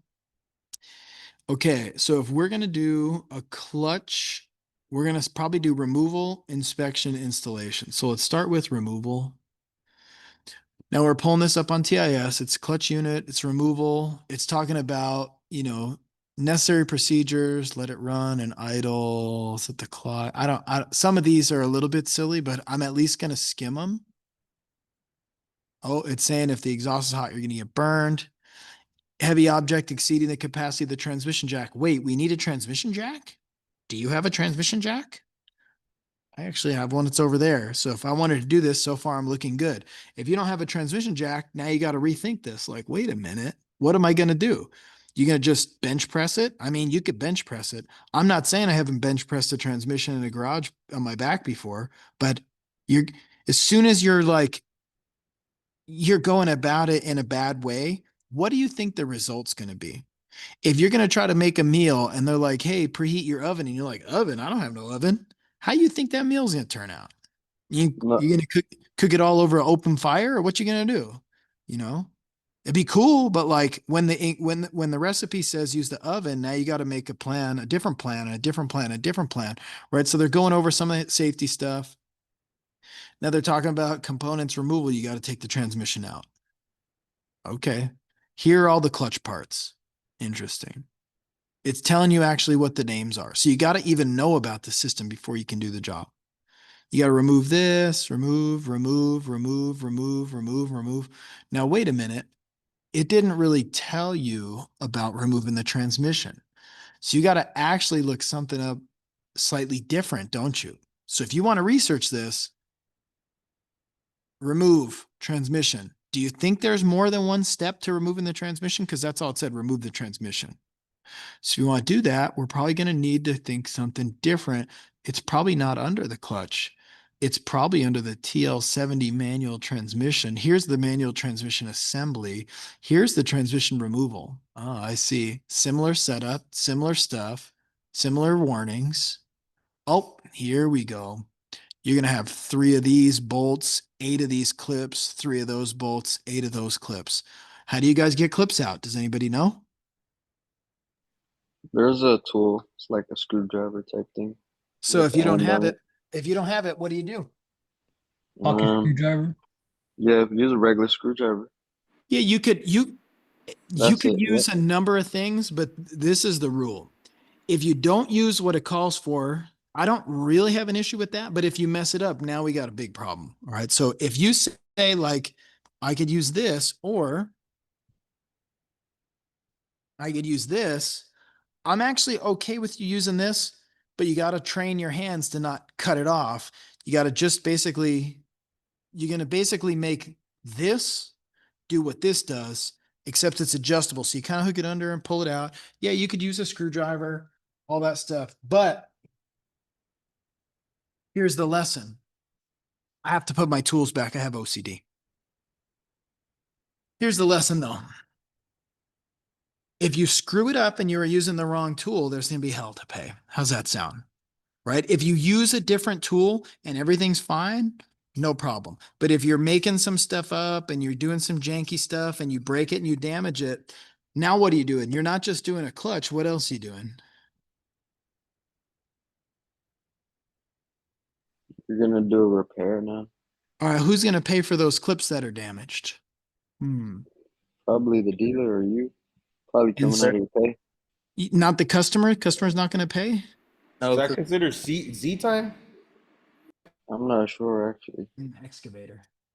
The Yaves is an excavator. The Bobcat one. Yeah, it was hard.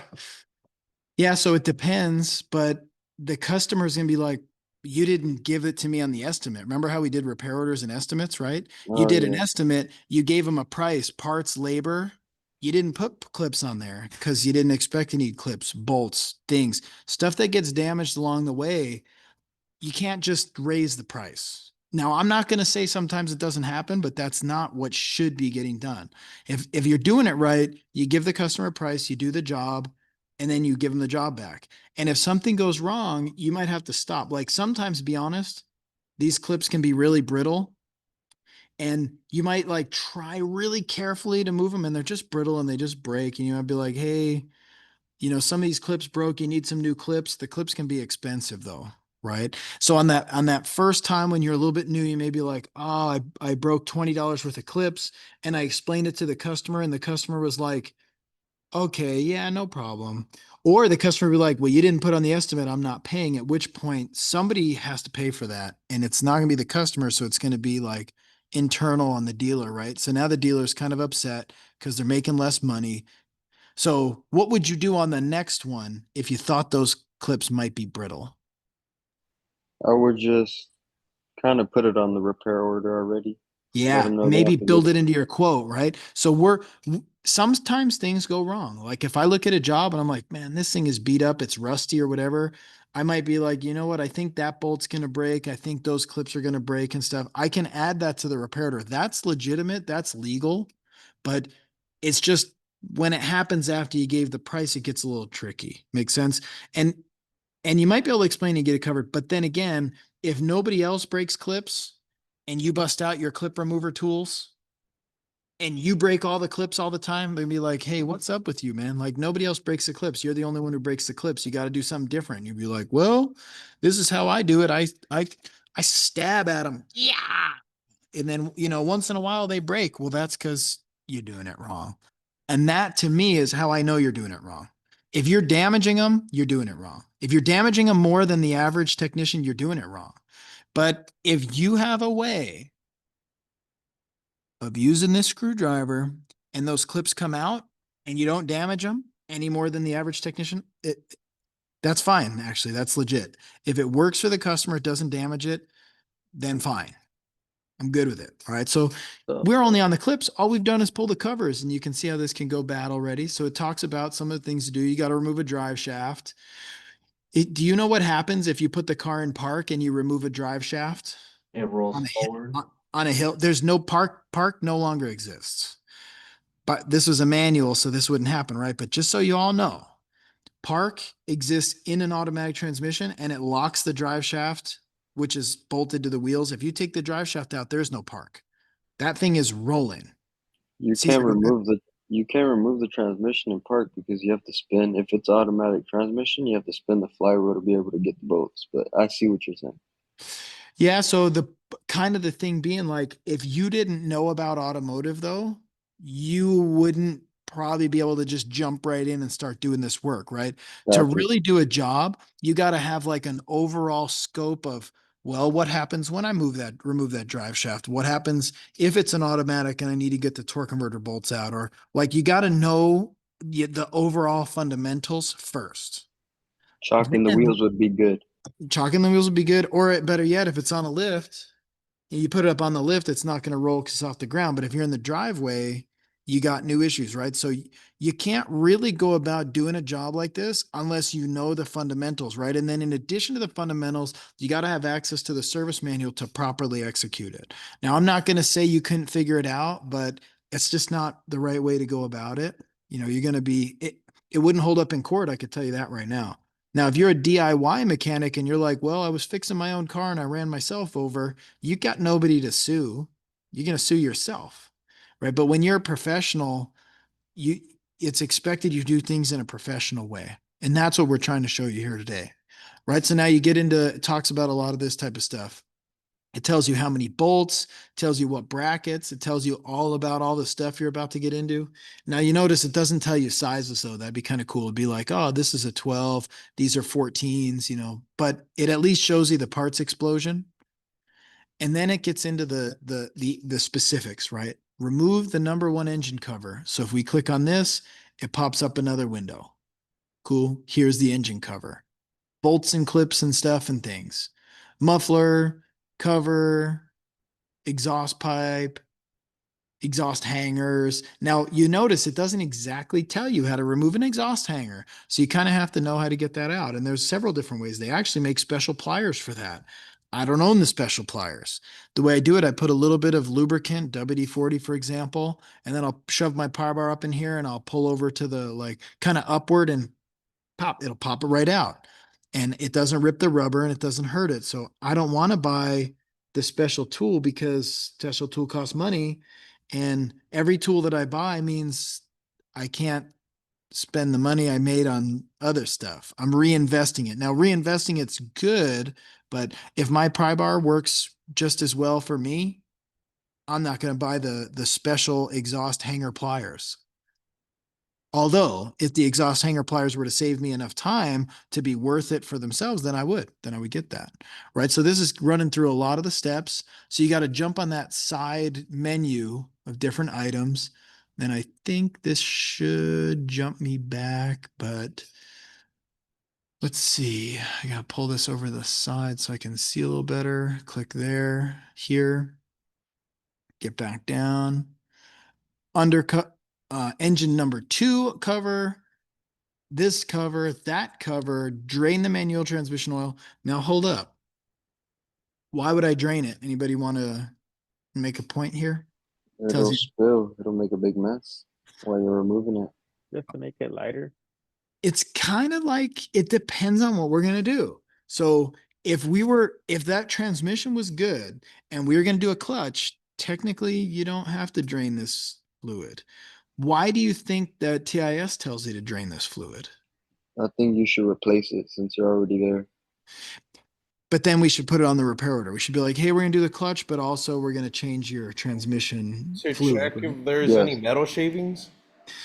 And that's the thing is there's a lot of unseen, unspoken reasons, but if technically all we're doing is a clutch, we don't need to drain this fluid. When you pull the transmission out, it's fairly sealed. Now, when you tip it down and the drive shaft's out, some fluid can come out of that, like where rear? the drive shaft goes, that rear Yeah. output shaft seal. That's true. It could, so I'm getting all these points, but You you got technically don't.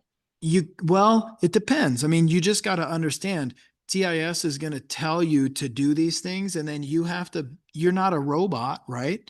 You got to No. think like, well, all right, should I or should I not? And then if you were to say, well, you know what, I should change the fluid to check for metal shavings, I should change the fluid because it's due, all those were good points. But if you're going to put new oil in there, somebody's got to pay for that.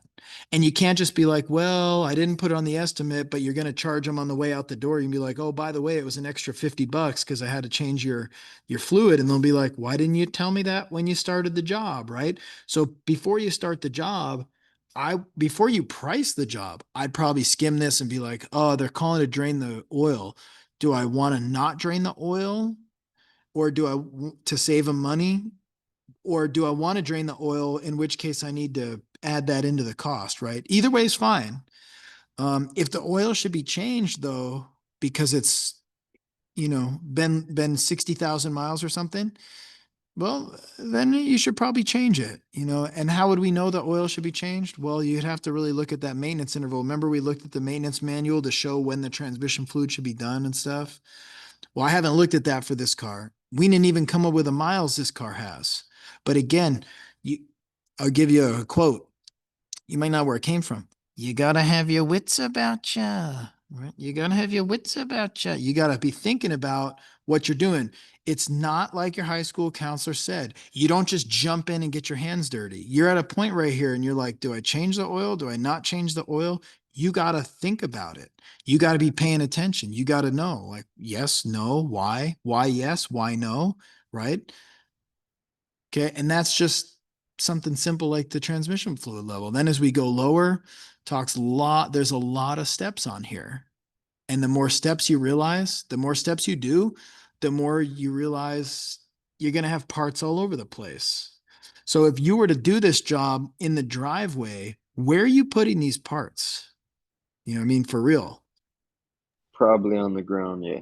On the ground, they're rolling in the dirt. And then the problem was you're doing it in the driveway and it took you too long and you got tired and then you had to work the next day. And Oh then no, they forgot. and then the gardener comes the day after and mows the lawn and the bolts get stuck in the weed whacker and the lawnmower and and all this, like this is not this whole way we went about this job in the driveway is a recipe for disaster. Could you all at least agree with that? But your high school counselor said just jump in there and get your hands dirty, huh? That's what they say. You like get your hands dirty? Well, yeah, you can get your hands dirty. Go dig in the dirt. Just put your hands in the dirt then. Or if you want to do like greasy mechanical stuff, there's some jobs that do that, but fixing a car that's not really what we're doing. So how you want to organize these parts?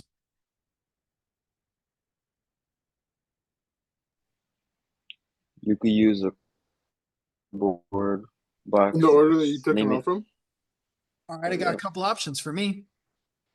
This is my parts tray. It's magnetic. What I like to do, I'll start right up here. Come on, fuzzy background. I'll start right here. That's the first one. And like, let's say that first component was the trays, right? Was the covers. This will be the first cover, second cover, third cover. Then maybe we get into exhaust. If this isn't big enough for exhaust, maybe I do this one for exhaust. Then maybe I do this one for the transmission drain plug, right? And I keep it organized. I go like this, just like how you'd write top left, drop down a line, drop down a line. Cool. And I'll keep all my parts organized in an order. Okay. Or if you're working under hood, I like these. This is a grip mat. These are nice because they're flexible. You can put them anywhere, right? But I actually prefer the magnetic one because the stuff will stick to a little bit better. So you gotta think about how you're gonna go about this, how you're gonna organize it. Now, the other thing that I would do, remember we pulled those covers? I would try to make a spot where I could put some stuff. So one thing I would knock on a couple of those dealers is like, man, they're just taking parts off and throw them on the floor.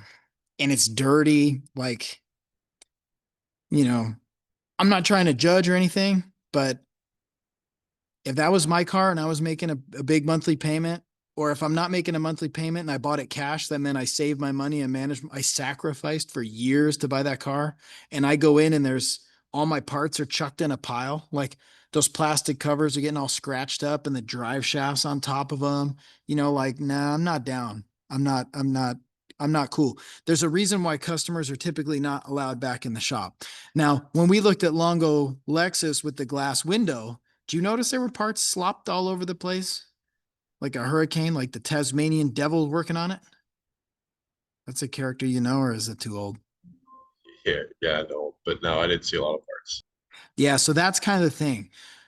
When I was younger, I was pretty notorious for just throwing stuff all over the place, but like the problem was that hurts you a little bit. Like when you go to put it back together and you're wasting your time and you're looking, you're not sure where the stuff is, you're trying one thing and then you're undoing it and whatever.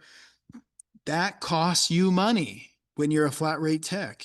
So all of a sudden you start thinking about how can I smooth this out? How can I streamline this, right? So when I'm organizing my parts, top to bottom, top left to the right, drop a line to the right, drop. When I organize my parts, I do the same thing. The first parts I'll take in, let's say ideally it's on a bench, okay, but sometimes we don't always have enough bench space. But if it had to go on the ground, so be it. But I wouldn't be throwing it in a big old pile, at least, okay.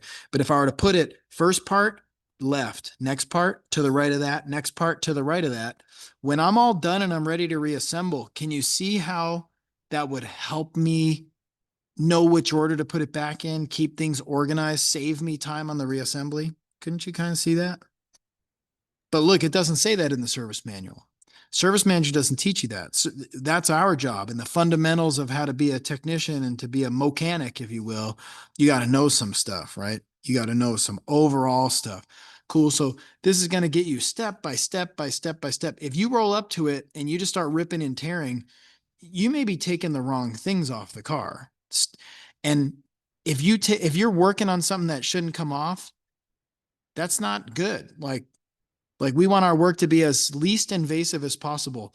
The fewer bolts you take off, the less parts you disturb, the less problems, the less exposed you are to having a bolt break or a part get messed up or damage, right? So it's kind of like if you had a surgery. Let's say if I had to have a surgery, let's say one surgeon's like, oh yeah, I can fix that. We're going to cut this open, cut the muscle, peel it all back and go in and fix it. And I'm like, what's the recovery time? And they're like 6 months. Then another one's like, you know what we'll do?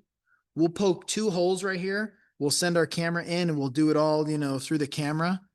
And there's just going to be 2 little scars, a lot less stuff to go wrong. They don't have to cut the muscle and the recovery time's 2 weeks. I'm going with that one. Makes sense. That's more what the customer wants. We're not trying to work on a bunch of stuff we don't need to. You only really go in, do what you need to do, and get out. You don't like to make big projects out of small projects. Okay, cool. Because if you make a big project out of it, you got a bill for it, and the customer doesn't want to pay that bill. I don't want to pay that bill. Nobody wants to pay that bill. Okay. And then, we could pick any number of jobs and it's going to give you, oh, you know what you actually have to do this 86, to do that clutch properly. You got to support the engine. Oh, good luck in the driveway. And it's going to call for an engine support bar. you know, there's a lot of stuff that goes into doing a job, but if you don't review it, you don't really know. And that was really just on pulling the transmission. Then when you actually get into doing the clutch, jump back on clutch unit, there's an inspection procedure. This is going to justify some of the things we do in the rest of the semester. It's actually talking about using a vernier caliper, measuring the springs, measuring the clutch thickness, sometimes clutch depth, talking about using a dial indicator. A lot of times you can measure the disc run out, the flywheel run out, you know, or you can just assume it's good because it's new, but you know, that's not always the case. Like a brand new part can still have issues. Make sense? So to do a lot of this type of work, you have to know how to do some measurement, some precision measurement using various different tools. So just to really do a clutch, you need to know a lot of stuff about measuring too. Okay, makes sense. And so this is the professional way. This isn't the backyard mechanic where you just throw the parts in and if it's got an issue, you take another shotgun guess. Make sense? All right, so even visual inspection, you got to know what to look for. Checking the bearing, is it loose? Is it smooth? Sometimes we'll check these parts for wear. Cool. When we go to install the clutch, look at this. It's calling for the parts. What do these little boxes mean? What are those little boxes? Torque spec. Exactly. So again, when we go to work on this, you don't just go wild with your impact gun. Like this is my favorite. Where's my wall? Here it is.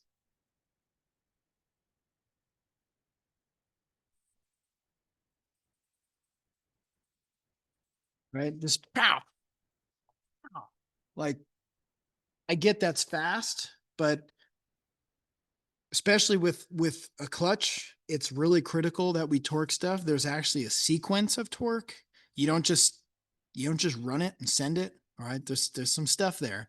Cool. So when we do this work, you have to know the torque specs. You have to torque it in a certain procedure and et cetera. And this will get in and I didn't skim this. We just made this up on the spot. Oh, here's the alignment tool. It's an SST. What SST? 09301-00110. Do you have it? No, then you probably shouldn't proceed. Or do you have an aftermarket equivalent? Yes, good to go. If you don't have anything, you're not ready to do the job, right? There's a reason why you can't find people to do this work that cheap. It doesn't take a cheap, unskilled labor mentality. Like you got to know some stuff to do this. You got to have tools, you got to have equipment, you got to have facility to really have this turn out right. Even if somebody said they do a clutch in the driveway for $100, I'm not letting them touch my car because they can do a whole lot of damage, a lot more damage than I'm saving. Makes sense? So like, no, no, no. Cool. When we do this, it's talking about making some marks. It's talking about, here's the sequence. Ready? Number one, straight across number two, almost across number three, straight across number four, almost across number five, straight across number six. That's the sequence. If you ran it in a circle and you did 1, 6, 4, 2, 5, 3, that clutch disc was not drawn up real square. You're gonna have potentially some issues. It may be a little bit more squeezed on the 1, 6, 4 because you did those first. Make sense? Like it's just not the right way to do it. So there's a sequence, there's a procedure. It talks about where to grease different grease points. Here, here, here, here, here, here. And this clip is one-time use. You need to replace that clip. You need to grease these points and it's a lot of times a special type of grease on the spline and on the sleeve where the release bearing throws.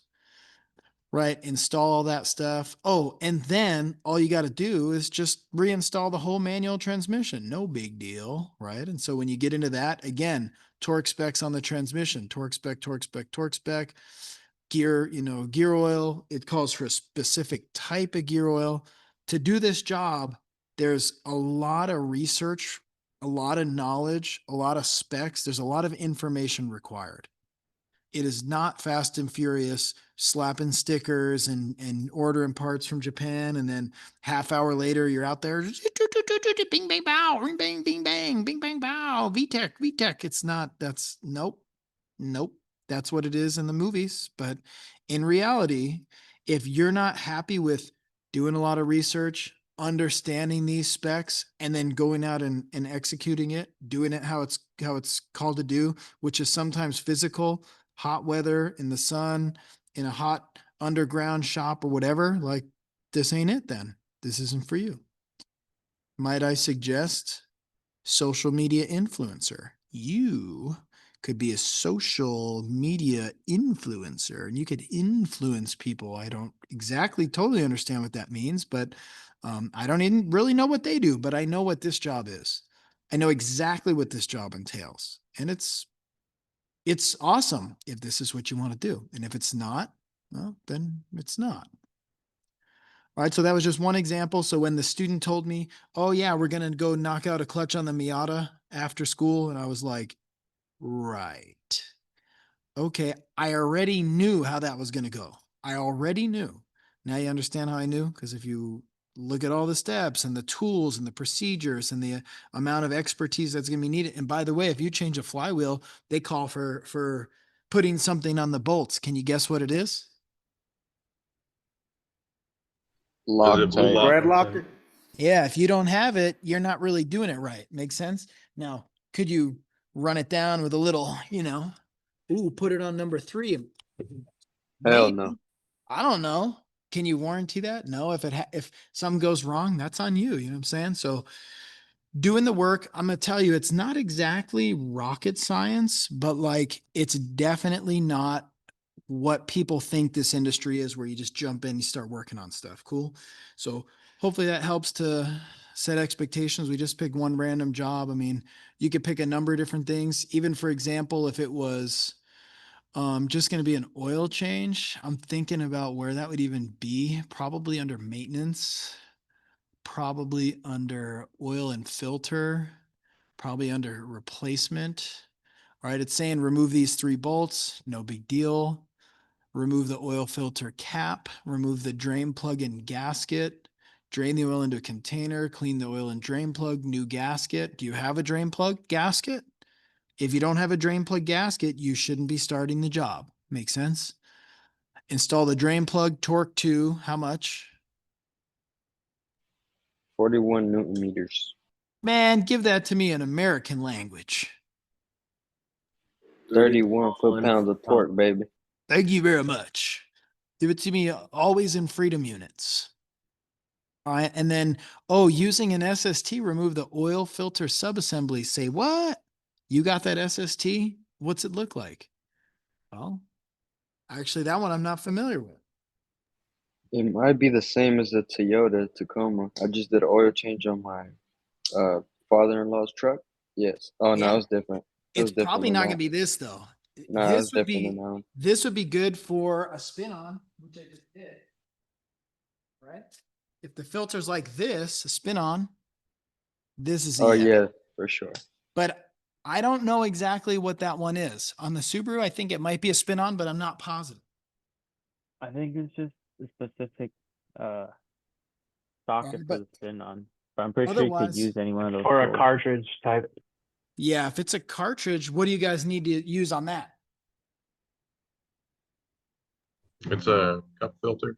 I mean, you Orange. just put like a cup adapter on it. Yeah, one of those. Yeah, something like this. This one's not even Toyota brand. Sure. Yeah, that's the one I have when I do the oil on my truck. Something similar to that. That's the one I used too, just to change it. Just yesterday, same thing. Yep. And so just something as simple as an oil change, you got to do some research. You got to remember, engage brain before hands. Think about what you're going to do. Think about that drain plug gasket. Think about how you can get the oil filter.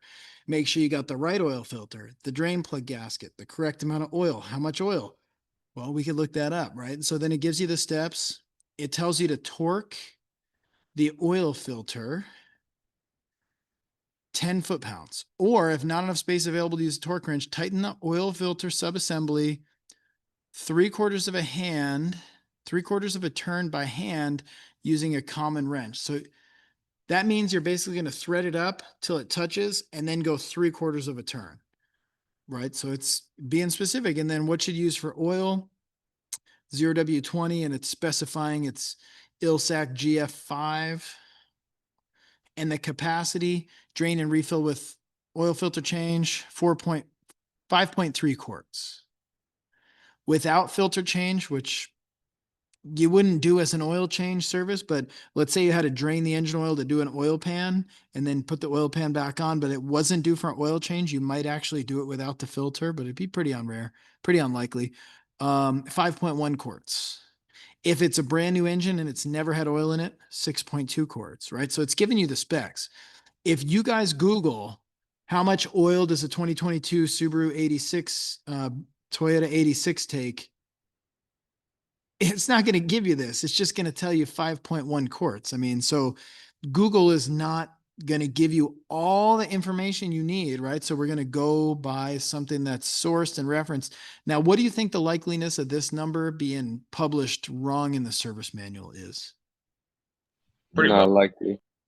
Not likely, because remember, Toyota can change this on the spot at any point and any time. So if they ever found that there was an error, trust me, it's fixed long before you see it. Your likeliness of finding that error is very, it's just not going to happen. Cool. So this is legit. Now, if somebody posted something on a forum and they were wrong, like that can live on. They can give the wrong information to a million people and they're not liable for it. Make sense? So even if we were to do something simple like tire rotation, you know, it's gonna give you a spec. It's gonna tell you how to rotate it, but it's also gonna give you torque specs. 89 foot-pounds, I believe, is what we need. See, it says kilogram feet, Newton meters, kilogram feet, foot-pounds. Newton meters is 120, 1224 kilogram feet, or 89 foot-pounds, right? So I usually look at the third number. Foot-pounds is what I'm after. Freedom units. Cool. And this one actually doesn't say it, but when we get into tools and torque a little bit after break, it's going to show you, we are supposed to really torque this in a sequence. It's a star pattern. You guys probably heard of that. Cool. So that should give you a good view of a proper procedure. Because if you'll recall, this was all about torque and proper procedures. To properly do the procedure, you need the torque, you need the specs, you need to do the research, you need the special tools, you need X, Y, and Z equipment. You just need to be prepared, right? And you get all that information from service info. Cool. If anybody wanted to think of anything else you wanted to look up, you know, we could. We could even get really into how you'd price the job. There's several different ways, but you'd need to get the labor time, you know, etc. That's proper procedure. You don't just tell somebody, oh yeah, I don't know how much it's going to cost, but I'll start doing it and then I'll give you the bill after. That's not how you do business. Not how you're supposed to do business anyway. All right. So like if you were to go our resource information, I think it's warranty and claim. Let's just see what we could do with a clutch. Ooh, it changed the model to all though. There we go. Flat rate manual. And that's another thing. A lot of times they look to us to give them an estimate, whatever, pick up whatever production date or model code it is. Alrighty, repair clutch, transmission, drive shaft. Clutch covers pretty much it. Clutch cover subassembly with pilot bearing. Let's see. Including R&R transmission. So see this number right here? That's clutch cover, including clutch disc, 3.6. So there's your labor time. Now, typically, this is warranty labor time. So if you're doing it under warranty, it's going to be 3.6 hours and you're going to do it with this labor op code, right? But if you're going to do customer pay, you can use this as a baseline. And if you were to look it up in the book, you know, all data or whatever, it's probably going to be like 1.5 times. So what's 3.6 times 1.5? Let's figure that out. 3.6 times 1.5. I bet you that'll get us really close. 3.6 times 1.5. Most likely that job's gonna be 5.4. So it's not a real well-paying job. They're expecting you as a flat rate technician to be able to do that in 5.4 hours. You don't get to be taking breaks and hanging out and watching YouTube and goofing off. If you're gonna do that clutch in 5.4, you're gonna be probably working for it. If you're good at it, you could be able to do a little quicker. If you're gonna do the fluid, you might add a little bit of time. If you're gonna fix a rear main or do some other work, you might add a little bit of time, but you're not gonna get paid 20 hours to do a clutch. It's just not going to happen. It's not worth that. Okay. So that's your main lesson right there. If you guys got any questions related to that, now would be a good time. You guys can let me know. John, go ahead. So when it comes to the estimate, let's say that the ball bearing or the pilot bearing goes bad, Yeah. you would just add that in afterward, or Actually, you make a really good point. So if you're yeah. going to go in to do a clutch disc, honestly, as a professional technician, I would say absolutely not. What do you have to do the clutch disc? You got to remove the transmission. If it had this radial ball bearing for clutch release, that's a lot of times called like the pilot bearing or the Mhm. throwout bearing. I wouldn't see how it says 3.3. That's if you're going to go in and just do that. So if it were Okay. me as a professional technician looking out for the best interest of the customer, I'd say, you know what? You need a whole clutch kit. We're going to do the disc, the cover, the pilot bearing, and the release bearing. And you might bump it up just a little bit because the clutch disc doesn't include the pilot, but let's say clutch cover subassembly including R&R tread, they're having you add a 0.1. If you're going to do the pilot bearing, they're having you add a 0.2. Mhm. So overall, you could probably go with like the 3.6 plus 0.2. So 3.8, 3.9. You could do like maybe a 4.1 if you did those bearings in addition to. So it would be a safe bet to just add that into the RO. I absolutely would. And that would be part of my estimate. And if the customer to say, well, I only want the clutch disc, I would just explain to them like, I have to do 3+ hours, 4 hours worth of work to do this part. Mhm. You're only going to be paying an additional 0.1 or a point, let's say the pilot. Yeah, you're only going to be paying an additional 0.2 in labor to do the pilot bearing. Now would be a good time. That pilot bearing's cheap. It's $20. It's Yeah. 0.2 hours. And if you decline, no problem. But if your pilot bearing fails in the next, however, whenever it fails, it's not covered. Make sense? Okay. If you just do Mhm. the disc is covered, the disc is new. If there's a bunch of older parts in there, no, it doesn't really make sense. Like a good technician is going to say, we're going to do this kit, especially because you can buy a clutch kit with all those parts included. Mhm. So some of that comes with experience, like the school of hard knocks, kind of like, yeah, I did a clutch, and then 6 months later, the release bearing failed, and I had to do it again. I pulled the transmission out a second time. It's like, why did I do Mhm. that? I'm not going to do Yeah. that ever again.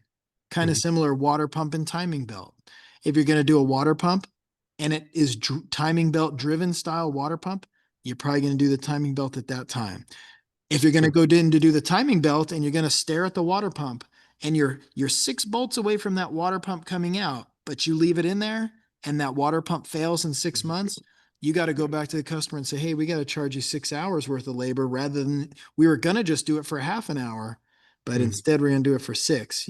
So being a good steward of the customer's money is the way that I like to think of it. And I just don't want the car to come back. I don't want the customer unhappy. I'd Mhm. rather give them a price including these little details that are going to be money well spent. And then when they get it back, like, oh, everything's great. Thank you. I'm going to recommend you rather than like, well, how come you didn't tell me I should have changed that bearing while I was in there? You know what I'm saying? So Yeah. I try to think of it like that. Mhm. Okay. Very, very good question. Anybody else got some more? Back with the repair, I remember you were talking about clips, and Sure. then you were talking about like specific things that would break. When you Yeah. put in the repair order, does that automatically like do they tell the customer that do they charge the customer more, or how does that work? Yeah, so let's say you did it clean, right? Yeah. If you went, the car comes in, it needs an estimate. So let's just say, the customer states, I feel like my transmission slipping, check and advise. You drive it, you diagnose it because you have foundational understanding. You diagnose it as a clutch. And you're like, you inspect it as part of your diagnosis. And you see, ooh, those clips look rough. You know, I want to sell the clutch replacement with the clutch kit, including those other bearings, right? But also add in these clips. So um, you got to basically be the one making the decisions. Now, the service advisor is the one to call the customer, but you got to specify to the service advisor, probably in writing, hey, the clutch is this, the kit is that, the labor is this, but add this much for these clips or for this transmission fluid change or whatever.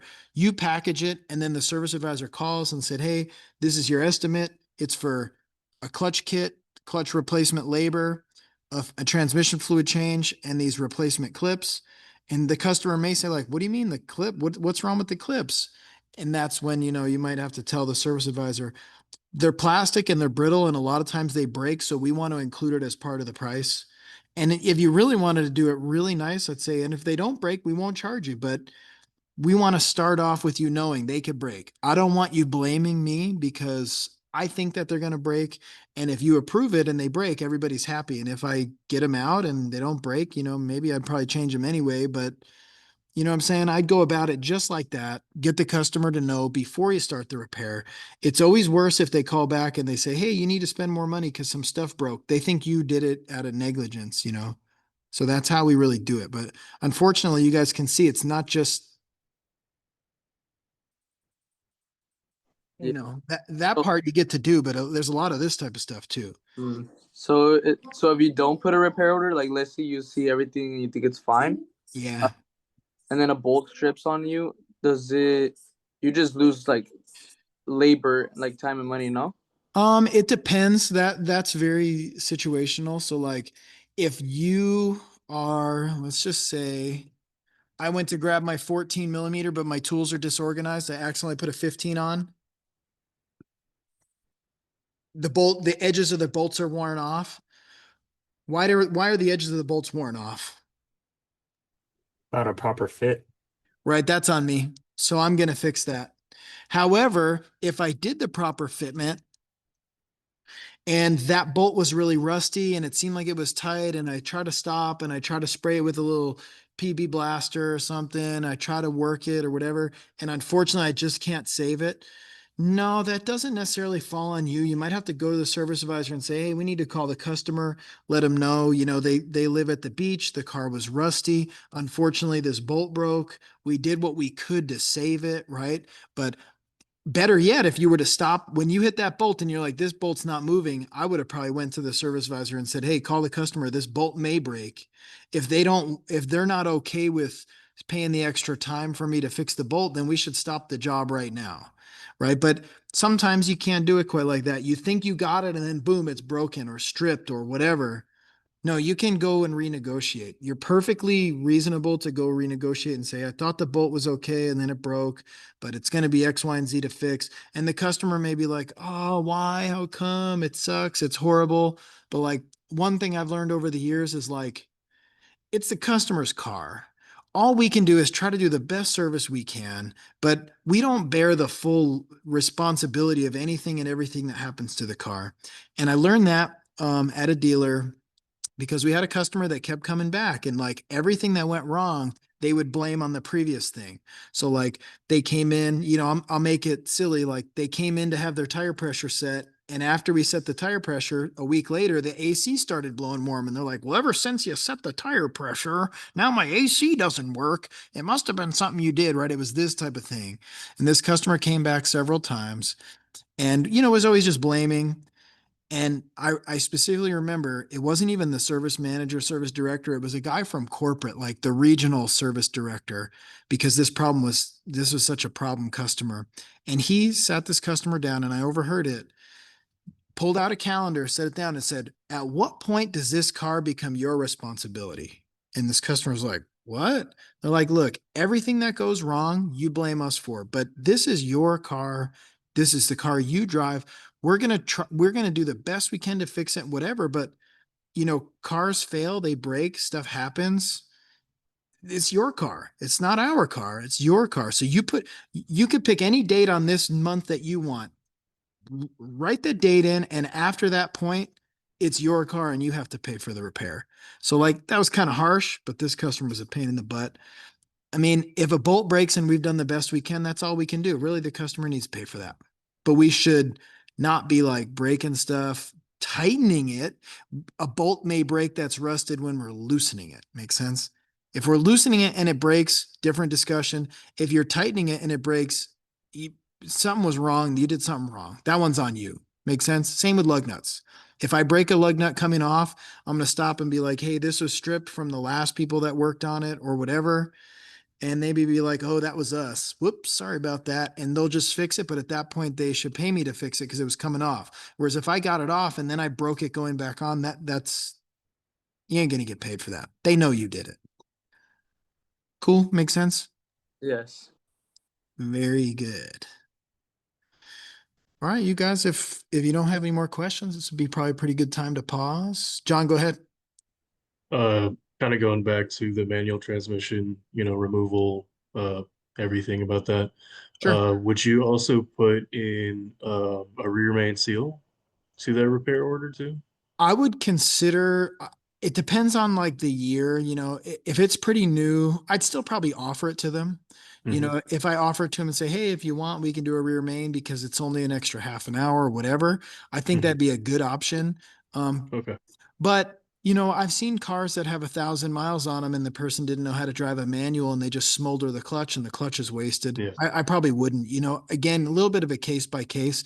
I wouldn't say every single time is a good answer, but I'd say if it makes sense and the customer wants it, I think it's a great idea. Okay. Cool. Mm-hmm. Any more? Any more? All right, it sounds like we're in a good spot, so I'm going to go ahead and do a pause. All right, you guys, we're back. And this part, presented by Snap-on. It's actually more torque, right? But Snap-on did it, and I think it's the best one out there. It explains from a really understandable point and also kind of like how it's evolved. All right, so speaking of Snap-on tools, you guys will see why this is presented by Snap-on because they made the original torque wrench, or at least the original ratchet that was a torque wrench. All right, so let's talk about it. Who knows what torque is? Anybody? Anybody care to guess what's on the next page? The definition? Rotational force. Oh, way off, dude. It's a twisting or wrenching effect exerted by a force acting at a distance on a body equal to the force multiplied by the perpendicular distance between a line of action of the force and the center of rotation is which it exerted. Duh, dude. Like, duh. Like, yeah, rotational force. Very, very well said. Very well said. So when we say torque, now you guys understand it could be engine torque, but mostly from this standpoint, we're going to talk about like how much torque you apply to a fastener. Fastener could mean a lot of different things too. So let's say a bolt. Let's say the drain plug. How tight should you make the drain plug? Tight's tight and too tight's broke. Good and tight. Snug it up. Hand tight. Finger tight. Torque to spec. Torque to spec. Yeah. So now that you guys understand the perspective, you're going to reference the service manual. You're going to get a spec, and getting the spec is only half of it. Then you got to actually torque it to the spec. And so torque to spec would be a great answer. All right, but why? So I like the story way back in the day. We weren't really using torque wrenches. We're just kind of like tighten it up, and if it's not tight enough, it'll just vibrate and fall out, or if it's too tight, it'll break off. But we're working more and more with finer, delicate things, different types of materials, aluminum, sometimes one metal and another metal, a lot of plastic and composites. You got to really have this to spec. That's what they mean when they say exotic, right? So, like for example, lug nuts, drain plugs, cylinder heads, really every bolt or nut on the car actually has a torque spec. Now, finding the torque spec on some of those more abstract fasteners can be really difficult, but actually, usually buried in the service manual, it'll specify if there's no specific torque spec, you revert back to universal torque specs that are based on the bolt size. All right. So actually, I want to pause this for 1 second and I'll show you exactly what I'm saying. That Although I activity was on unit packet 4, I think. I did something like this. I'm not sure. exactly, and you can dig it out and you can actually find where it says that. So I would say it's most likely on TIS, but it might be quicker for me to Google it.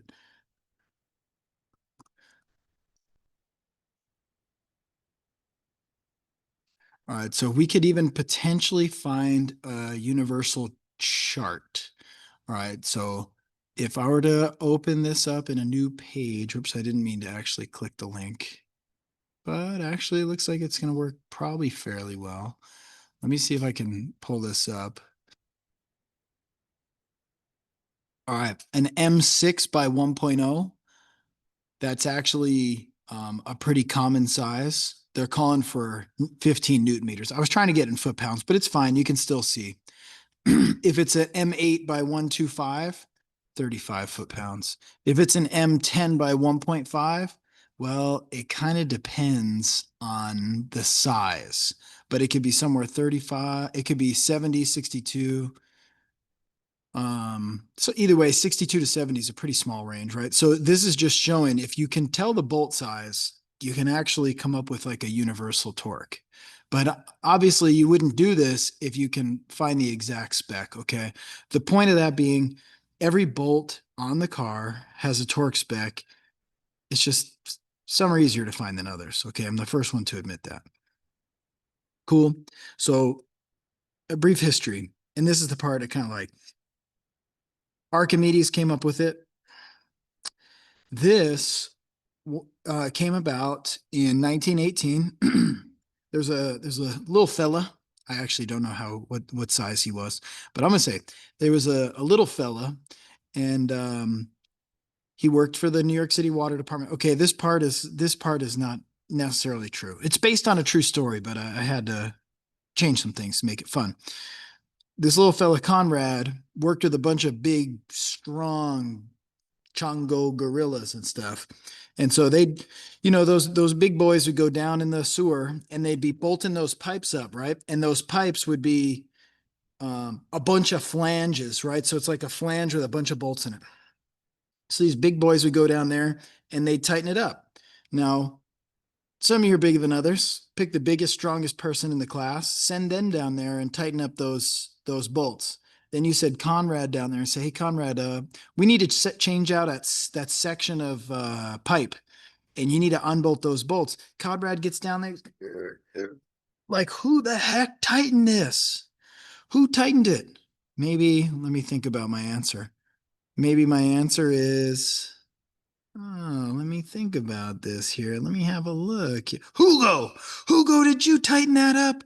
Hugo, every time you work on it, it's way too tight. I can't get it loose and whatever. So Conrad Barr comes up with, we should have a wrench that measures how tight it is because Hugo tight is way different than Conrad tight. Kind of makes sense. It's just the way it is.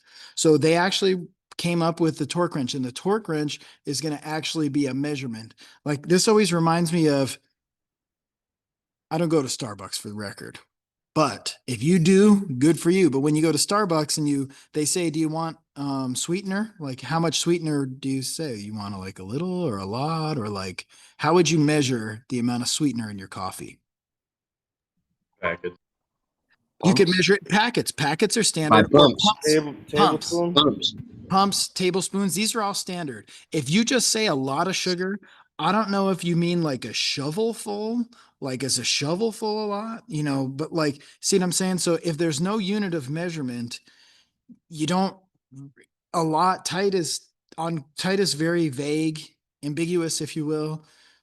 Sweet is very questionable, like how sweet, right? So they standardized it. Foot pounds. Hugo's foot pounds of 100 foot pounds is the same as Conrad's 100 foot pounds after they made this torque wrench. Cool. And that's why we really need to refer to the spec and use the torque wrench. If we refer to the manual and it says 76 foot pounds for lug nuts and we use a torque wrench that's calibrated in good condition, we're tightening it exactly plus or minus 1 to 3% to the spec. So we can go to sleep at night, your head hits the pillow and you're like, are those wheels going to fall off? Oh, no, wait.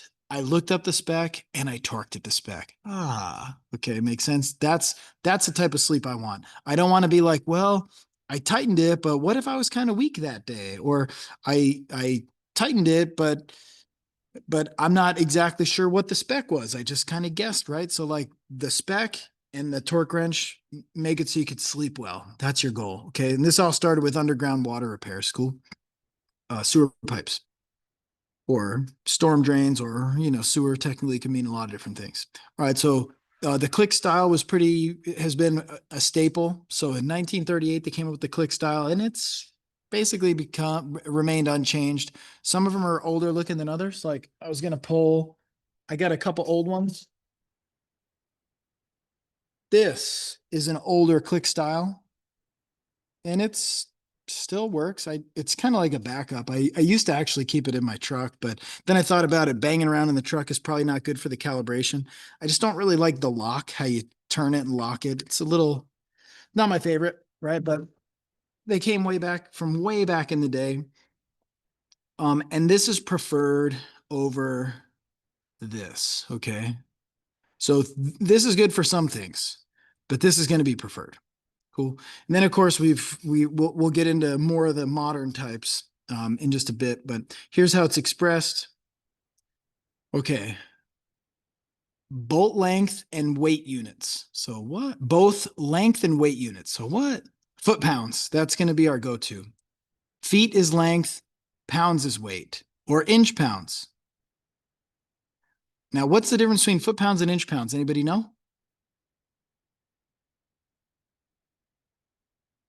What's the difference Inch between pounds are usually like used on smaller fasteners.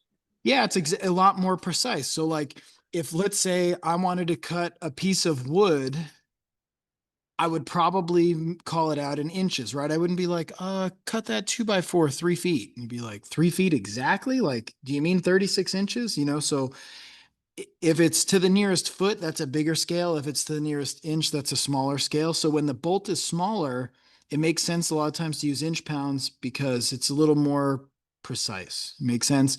Maybe you want, let's go with 18 inch pounds. How many foot pounds is that? And that'd be like 1.5. So you'd be like, is it 1.5 foot pounds or 1 foot pound or 2 foot pounds? It's just not exact enough. So use the inch pounds. All right. Now, who knows how many inches to a foot? 12. 12. 12 inch 12, yeah. pounds to 1 foot pound. So if I said 2 foot pounds, that's 24 inch pounds. 3 foot pounds is 36 inch 30. pounds.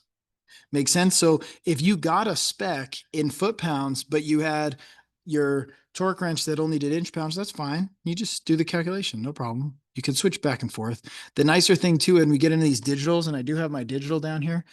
Although I have the old digital, this is like the original Snap-on digital. The problem with this thing, it eats batteries up. So I take the batteries out to keep the corrosion from building up. But like this thing's cool because I can flip it between inch pounds, foot pounds, Newton meters, all in one torque wrench, right? So that's one of the positives of the digital. You don't have to do no math. You just push a button. And it's not that I can't do math, but I rely heavily on the calculator, and slowing down to run the calculator takes time, right? So if I can press a button and it speeds me up, that puts more money in my pocket. It's worth buying the digital. However, I'm not going to lie, the digital's a hassle because the batteries. The newer ones are a little bit better on battery life. Cool. But you can do the math. If you wanted to do foot pounds to Newton meters, honestly, I'd just Google that. Google will pull up a calculator and it's trustworthy. You can flip both ways back and forth. That's fine. Cool. All right. So there's the Question bolt. about the Go Go ahead. Shoot it. Question about the wrench. What is it called again? The correct term? Oh, a torque wrench? Oh, torque wrench. I always called Yeah. it just precise measurement. Okay. Yeah. I have one right now, but I don't store it at 0. My brother told me that you should always store it at 0. How true is that? That's absolutely true. It's actually covered later in the presentation. The reason why Oh, is because inside that torque wrench is a spring. And if you guys have seen springs and you leave a lot of weight on a spring, you know, it'll start to like sag or okay. deform. Makes It, sense. it loses its tension. So you are supposed to Okay. turn them down. Now, Okay. I'll even pause on that. I'm gonna bust out my other torque wrench. Cool. Cool. And by the way, these get stored in a case. So that's just a best practice. But with this torque wrench, which I bought actually when I Oh, was at damn. your stage, I bought this student discount, just like where you guys are at. This you'll Nice. notice it's turned all the way down. See, I can't go down anymore. Now, when I want to set it, I can adjust it up, right? But when I'm done, I turn all the way down. And I got into like a small debate with somebody once, and it wasn't I wasn't really trying to make it an argument, but there was egos involved. And I had a guy, student, who was like, well, you're supposed to turn it to the lowest setting. Now, how do you interpret that? This lowest setting is 50 foot-pounds. So does that mean I should leave it at 50? Right? It's a little hard for me to get you to see it, but because this computer can only do auto fuzzy background, it's a school computer. I was thinking about using my other one, but does that mean I should turn it down to 50? Because I interpret it that I should just back it off all the way till it doesn't go anymore. And that way there's no tension on the spring. And it was like, no, it says the lowest measurement. But see, I think when they say the lowest measurement, they just mean back it all the way off. I'm pretty sure I'm right. But if somebody tells you set it to the lowest measurement and you interpret that as 50, that's fine. I'm pretty sure that that's not what they meant, but that's fine. What you don't want it at is 150, because then that spring is under tension all the time, and that's when it's going to deform. Okay, so for the clicker type, now there's different types, and we'll show you that this week too. So we're talking about the how it's expressed. Now let's have a look when we get into like tightening a bolt. Okay, 1 foot is 12 inch pounds. 1 foot-pound is 1.36 Newton meters. Then we can even get into ounces. It doesn't really matter. Here's how you calculate it. Length times force equals torque. So the reason that that's kind of important is those of us with the smaller stature, myself not included, if you had to tighten something, or let's say loosen something, let's say you're trying to get an oil filter housing off and it's really tight, which do you think is going to be more helpful? I give you this wrench. I give you this wrench.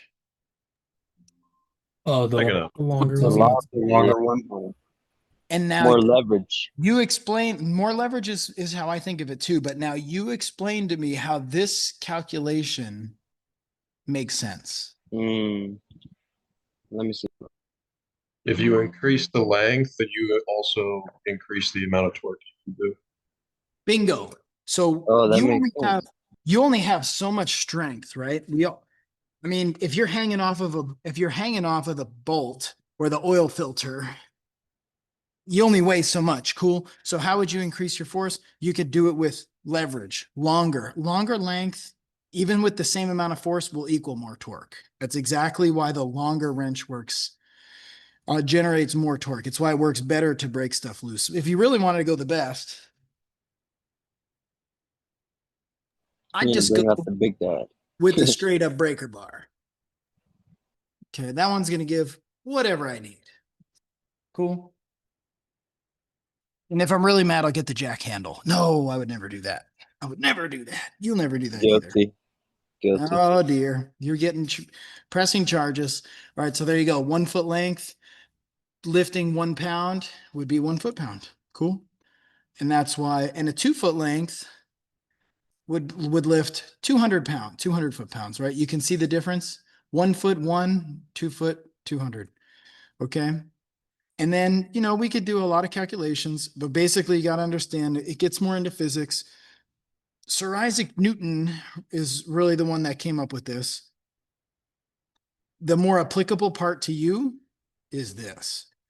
right? So depending on the amount of force that you apply, it'll do some good things or some bad things.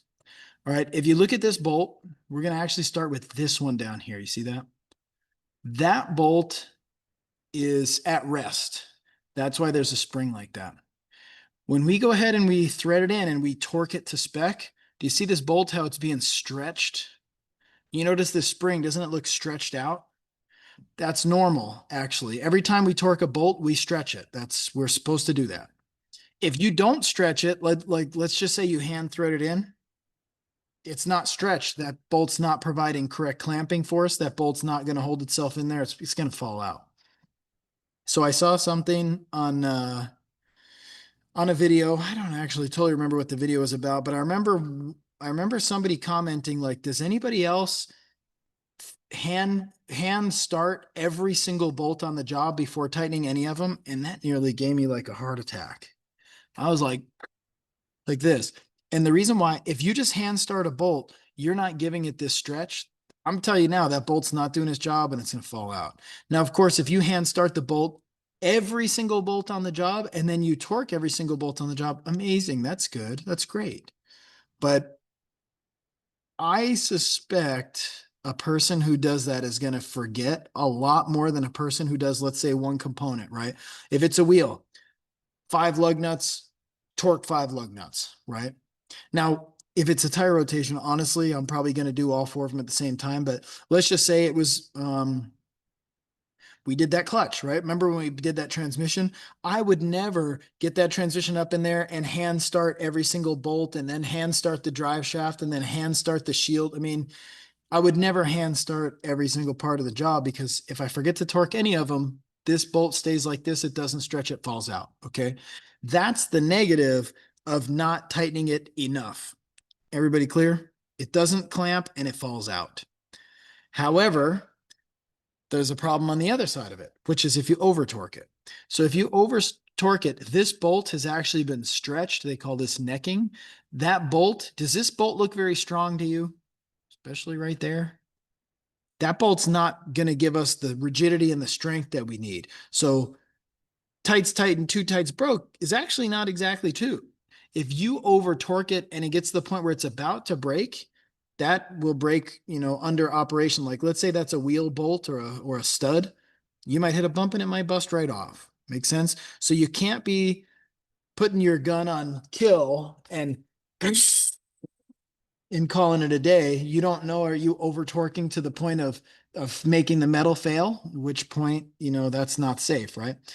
If you stop here, you might get lucky because the person to take it out, it might break off so easy. It might be like, oh yeah, let me take this click. What the heck was that? That bolt broke off. That was so weird. I didn't even turn it hard. That's because it was over torqued on install. That happens sometimes. But when you get it out, it does look like this. You can see a thin part where it's like stretched. Or if you overshoot it, you go right to this spot. This one is over torqued and it was to failure, right? It broke in half. So if you're tightening the bolt, that's where tights tighten, 2 tights broke kind of comes back in. If you over torque it that much, you'll actually break it off. However, let's see what you guys know about metal. What if we used a steel bolt and an aluminum valve cover to bolt down a coil? If you over torque it, you think that steel bolt's going to break? It's gonna No, it'll be the valve cover. strip Yeah, the the thread. valve cover is gonna strip it. Rip the threads out, maybe crack the valve cover, something, right? So now it's not replace the bolt. Now it's like replace the component. You might be able to drill it oversized and helicoil it or time sert it or something. But either way, big boo-boo. So we're not going to get that crazy into thread repair in this class. We are going to measure some bolts in precision measurement, but the main focus is going to be follow the procedures, torque it to spec, don't break stuff, okay? In your year 2, I'm going to let you break stuff because it's in engines. I purposely have you break stuff and then spend the whole entire day fixing the stuff that you broke so you really learn your lesson. But right now, we're not going to go there. All right. So just torque it to spec, know how to happen. Now, there's some good fun information you must know. When you're torquing a bolt, 45% of that torque goes toward this friction surface right here where the head of the bolt touches the part, valve cover, wheel with the lug nut, cylinder head with a cylinder head bolt, whatever, you name it, drain plug, where it seats against the pan, right? 45% of that overcomes this friction right here. Another 45% of that is friction on the threads where it's metal to metal, right? Steel to aluminum or whatever. Does anybody know the total 45 plus 45? Where's the last 10%? That is actually going for stretch. So if you have 100 foot-pounds, about 45 of those foot-pounds is wasted here, 45 is wasted here, and that's fine. We know that. We design it like that. And then only 10% is actually going to stretch the bolt. Okay. And that's why it's really important that we have, good condition bolts and stuff. So like, for example, if you had lug nuts that were rusty and nasty and dirty, they're actually going to, on the threads, they're actually going to take too much turning force to overcome that rusty, nasty stuff. And you're not going to get your 10% of stretch. All right. So this chart shows you if you had clean and lubed bolts, and let's say we go for 100 foot-pounds. See, there's your 100. If we apply 100 foot-pounds to clean and lubed bolts, we will generate a clamping force of almost 13,000. So a clamping force of almost 13,000 pounds. Now the engineers come up with the numbers that it needs. Like, so for example, 100 foot-pounds is a fairly common lug nut torque, but usually on domestics, right? So let's say that they said 100 foot-pounds. That's probably because they did calculations based on the vehicle's weight, based on the inertia. So like calculating how fast it can go and how tight it can turn and all this type of stuff. And they came up with 12,500 pounds of clamping force needed. Cool. Now that would be for one, and they have 5 lug nuts, or sometimes they have 6 or 8 or whatever, right? But the engineers came up with an actual number. Do the technicians come up with the number? Do you calculate it based on vehicle speed and weight and all these factors? And you come up with, oh, we need 12,500 pounds of clamping force. I don't do that. I don't know how to do that. I don't have the qualifications to do that. So if somebody asks me, hey, how tight should I make this? I'm tell you straight up, I don't know. Because I don't do the math. That's not my job. I really don't like math, which is part of the reason I'm not great at math. And that's part of the reason I didn't continue with a lot of schooling to be an engineer, right? I did a lot of schooling for technician stuff because I like that stuff better. That's just me, right? But I also don't pretend to be an engineer. Make sense? So if you ask me what a torque spec is, the only reason I'll give you an answer is if I looked it up and I knew. I never calculate a torque spec. It's just not what I did. It's not my expertise. Cool? It's not yours either. Nor is it the technician in the stall next to you. Okay, that's the lesson there. We don't do this. We look up the spec and then we execute. All right, so let's say we're supposed to do 100 foot-pounds so we can get our 12,500 or whatever. But the problem is the lug nuts are rusty and dirty and nasty and dry. If they're dry and nasty and you do 100 foot-pounds, how much clamping force might you get? 4,000. 4,000 is not enough. 4,000 may not hold that part correctly. If it's a cylinder head bolt, go ahead. 6,000? Either way, it's probably more like 4. Yeah, 40, 200, 45, right around there. Definitely not 12,000 though. Would we agree? You're not getting nearly enough clamping force. So the torque spec is true, but it's assuming the threads on the nut and the bolt, or the nut and the part, or the bolt and the part, or whatever, are in good condition. Okay, they have to be in good condition. Who's ever heard this saying? A good cross thread will always hold. That was a lie. That was a lie. Okay, I've heard it. It's funny. I'll even laugh at it sometimes, but it's totally not based in reality. Now, yes, if you cross thread a bolt really bad, it won't fall out. I agree, but it did not provide the clamping force that it was supposed to. Okay, so that's part of the lesson, right? We're supposed to get the clamping force. We get that by having good, clean threads. Sometimes they'll call for oil. A lot of times they won't. You don't really want to oil something if it calls for it to be dry, because if you oil it, remember this picture?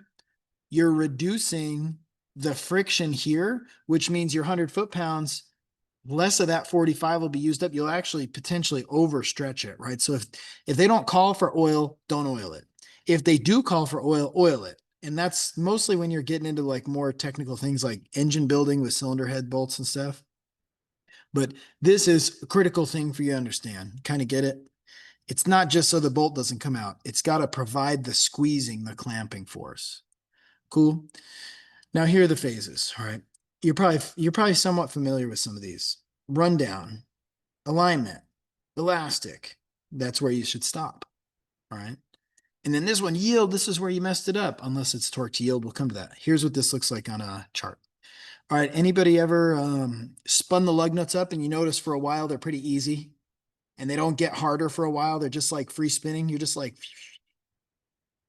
that's actually when it's kind of convenient to use the impact gun, to be honest with you, because you're just spinning and spinning and spinning, but you don't get to use any power tools this semester.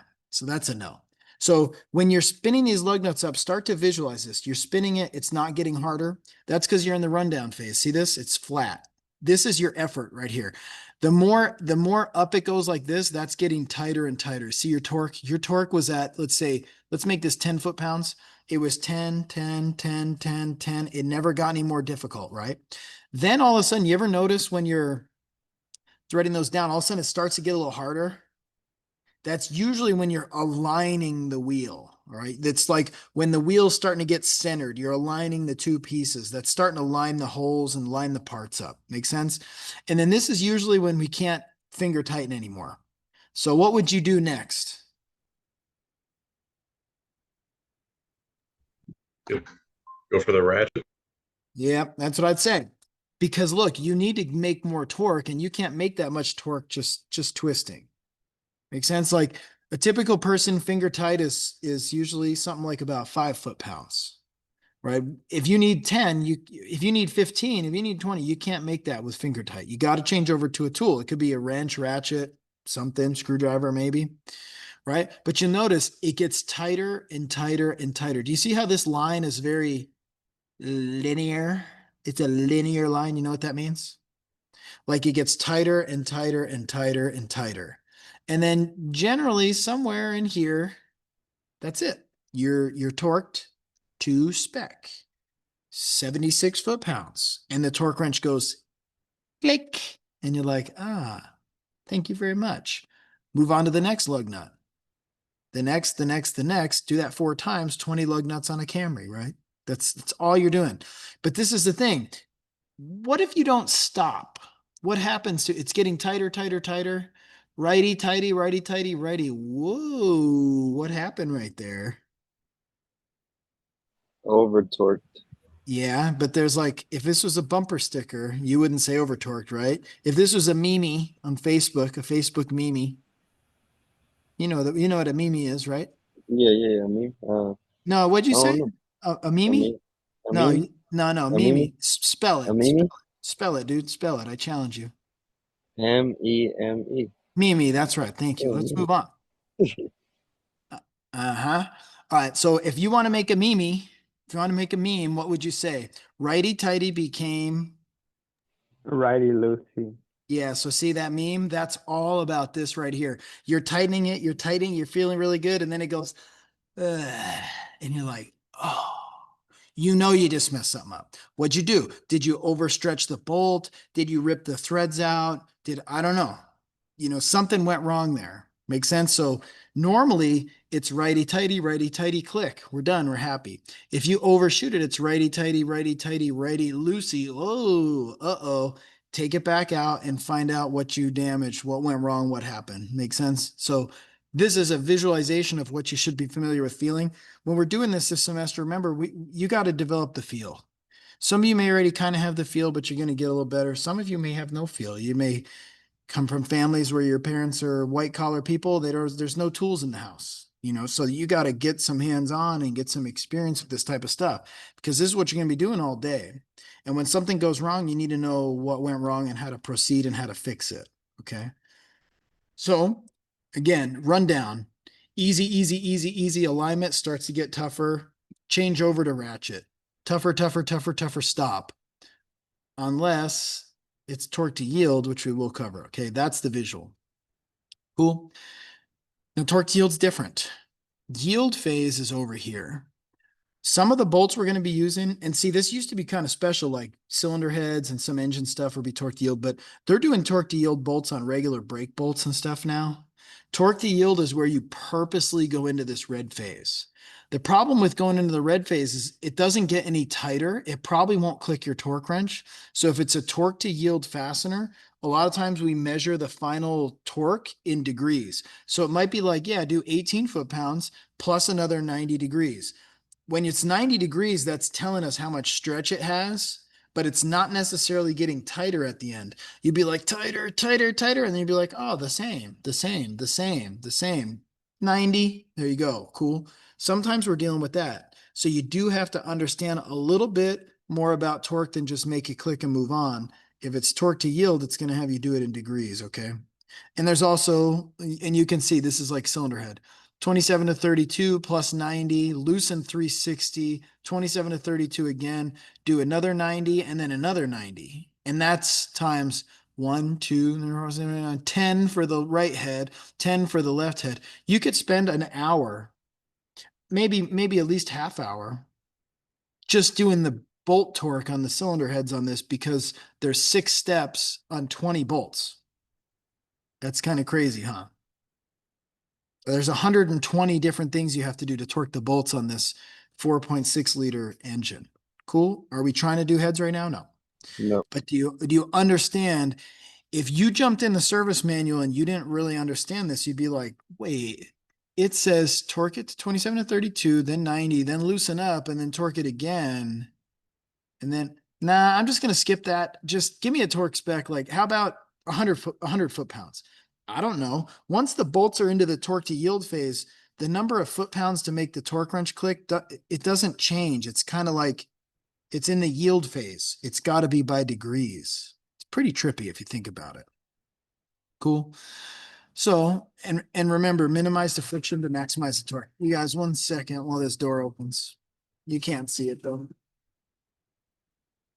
One moment. I think you can hear me.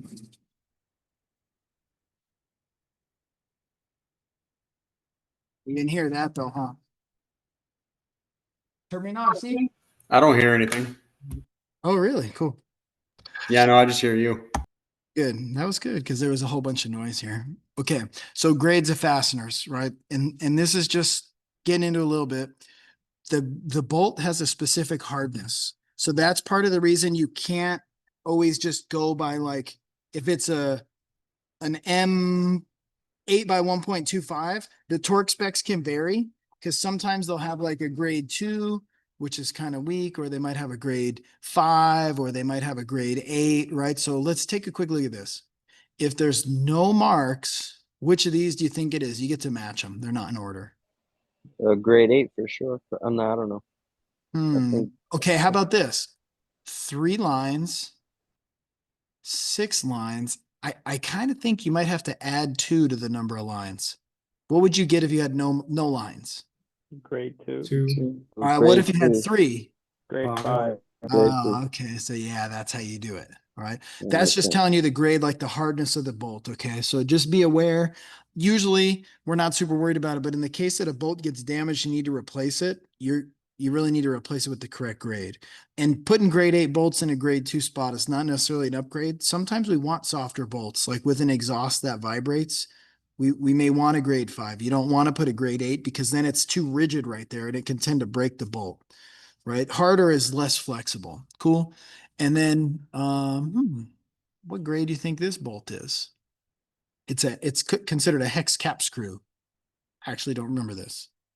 I think I do. Grade 2, maybe. Ah, it's an 8 plus. I thought it might have been 5. All right. And then when we're doing this sequence, now you guys can see on a lug nut 1, 2, 3, 4, 5. 1, 2, 3, 4, 5. Guess what? This week, you guys are all going to be doing tire rotations. 4, 2, 5, 3, 1 is not it. You don't do it how the clock does it. Make sense? You're trying to always go across. That way you're drawing it down straight. You have to keep that in mind. If it was a 6 lug, it'd be more like straight across, almost across, straight across, almost across, straight across. Okay, Brian, go ahead. Does the like I know you said like do it in a star pattern, but like could you start with number three, then go to 4, 5, 1, and 2? Or do you Yeah, like you always could. have to go like No, you could just you got to know what you're doing. So if you start at 3, just don't forget to go back to 1. Makes sense. So people will tend to start at 1. If you draw a star, you tend to kind of have some muscle memory on how that pattern is.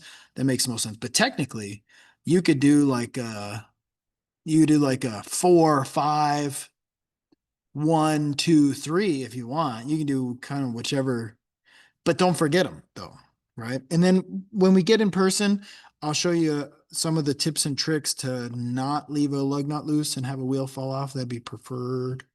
All right. So we'll go over some of those specified tips and tricks. Okay. All right, and then different types of torque wrenches. If it's a click type, hold it in the center of the grip. When you get to approaching that torque, you got to anticipate the click, right? If you're going super fast, by the time you feel the click, you overshot it, right? So remember that chart, it gets tighter, tighter, tighter, tighter, click. You shouldn't be like, click, because you already may be into the torque to yield curve. Makes sense? So as you're torquing it, slow it down, anticipate it. You should start to have an idea of what the torque should feel like. If it's 76 foot-pounds, then you should be like, I'm getting close, slow down. Now you don't have to go super slow the whole time. You want to go fast until you know it's in the ballpark, right? Then slow down and click. Who likes to do click click? Who does click click? Second click is over torqued. I'll bet you every dollar I got in my pocket. And let's see. Yeah, a lot of shops. It's worth betting. A lot of shops don't let you do double, or they tell you to not do double click because they overcharge it. Exactly. So we could do an experiment. If somebody does a single click and a double click and we come back through with the digital torque wrench, we can actually measure exactly when it starts to turn. And you'll notice the second click is almost always over. So it's sort of like wasting time and making it worse. I would do one click. That's my recommendation. Now, if you do double clicks and you want to do double clicks at work, cool. But while you're in the shop, I have a say. If I catch you double clicking, I'm going to come over and you're going to do push-ups for every single foot-pound you over torque it. All right. And that's per lug nut. And if you've done 20 lug nuts, we're all going to be watching somebody do some push-ups.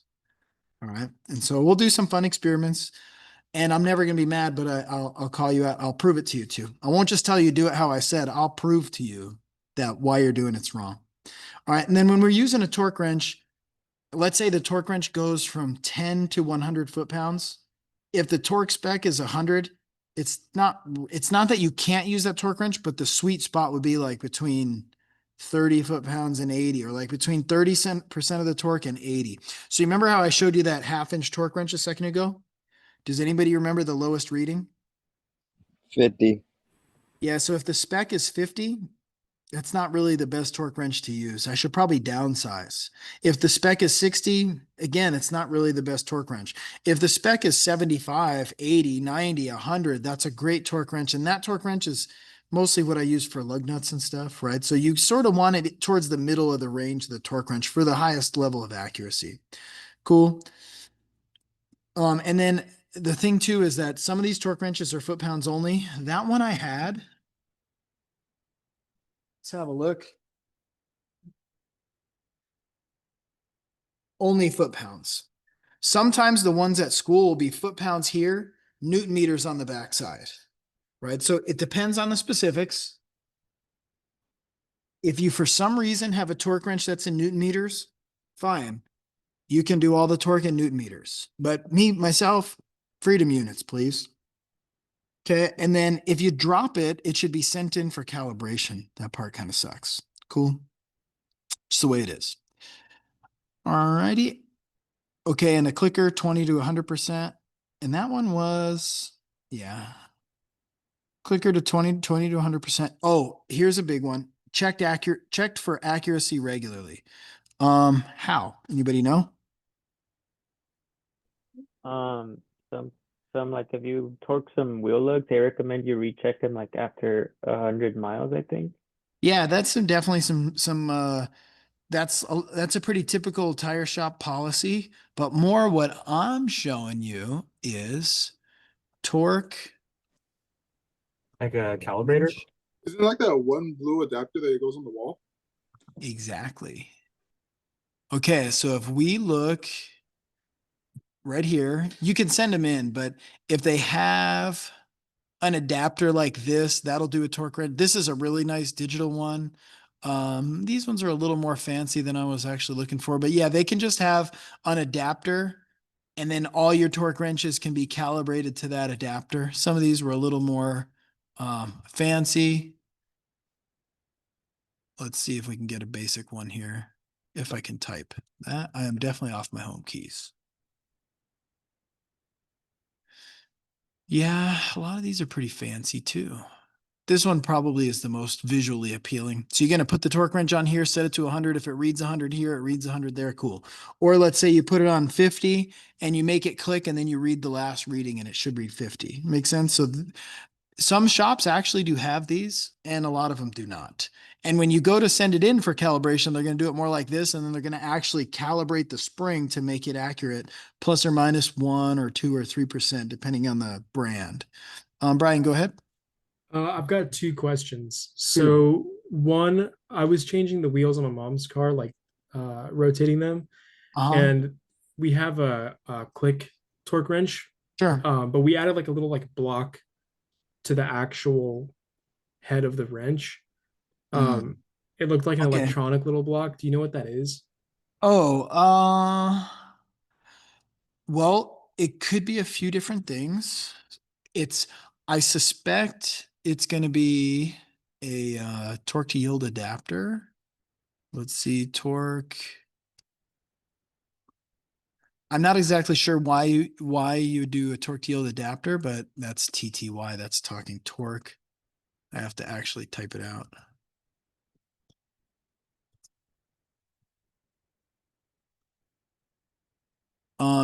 They do have stuff like this where it's 3/8 drive in and 3/8 drive out, and that can actually measure degrees. And sometimes you can even get those to measure torque.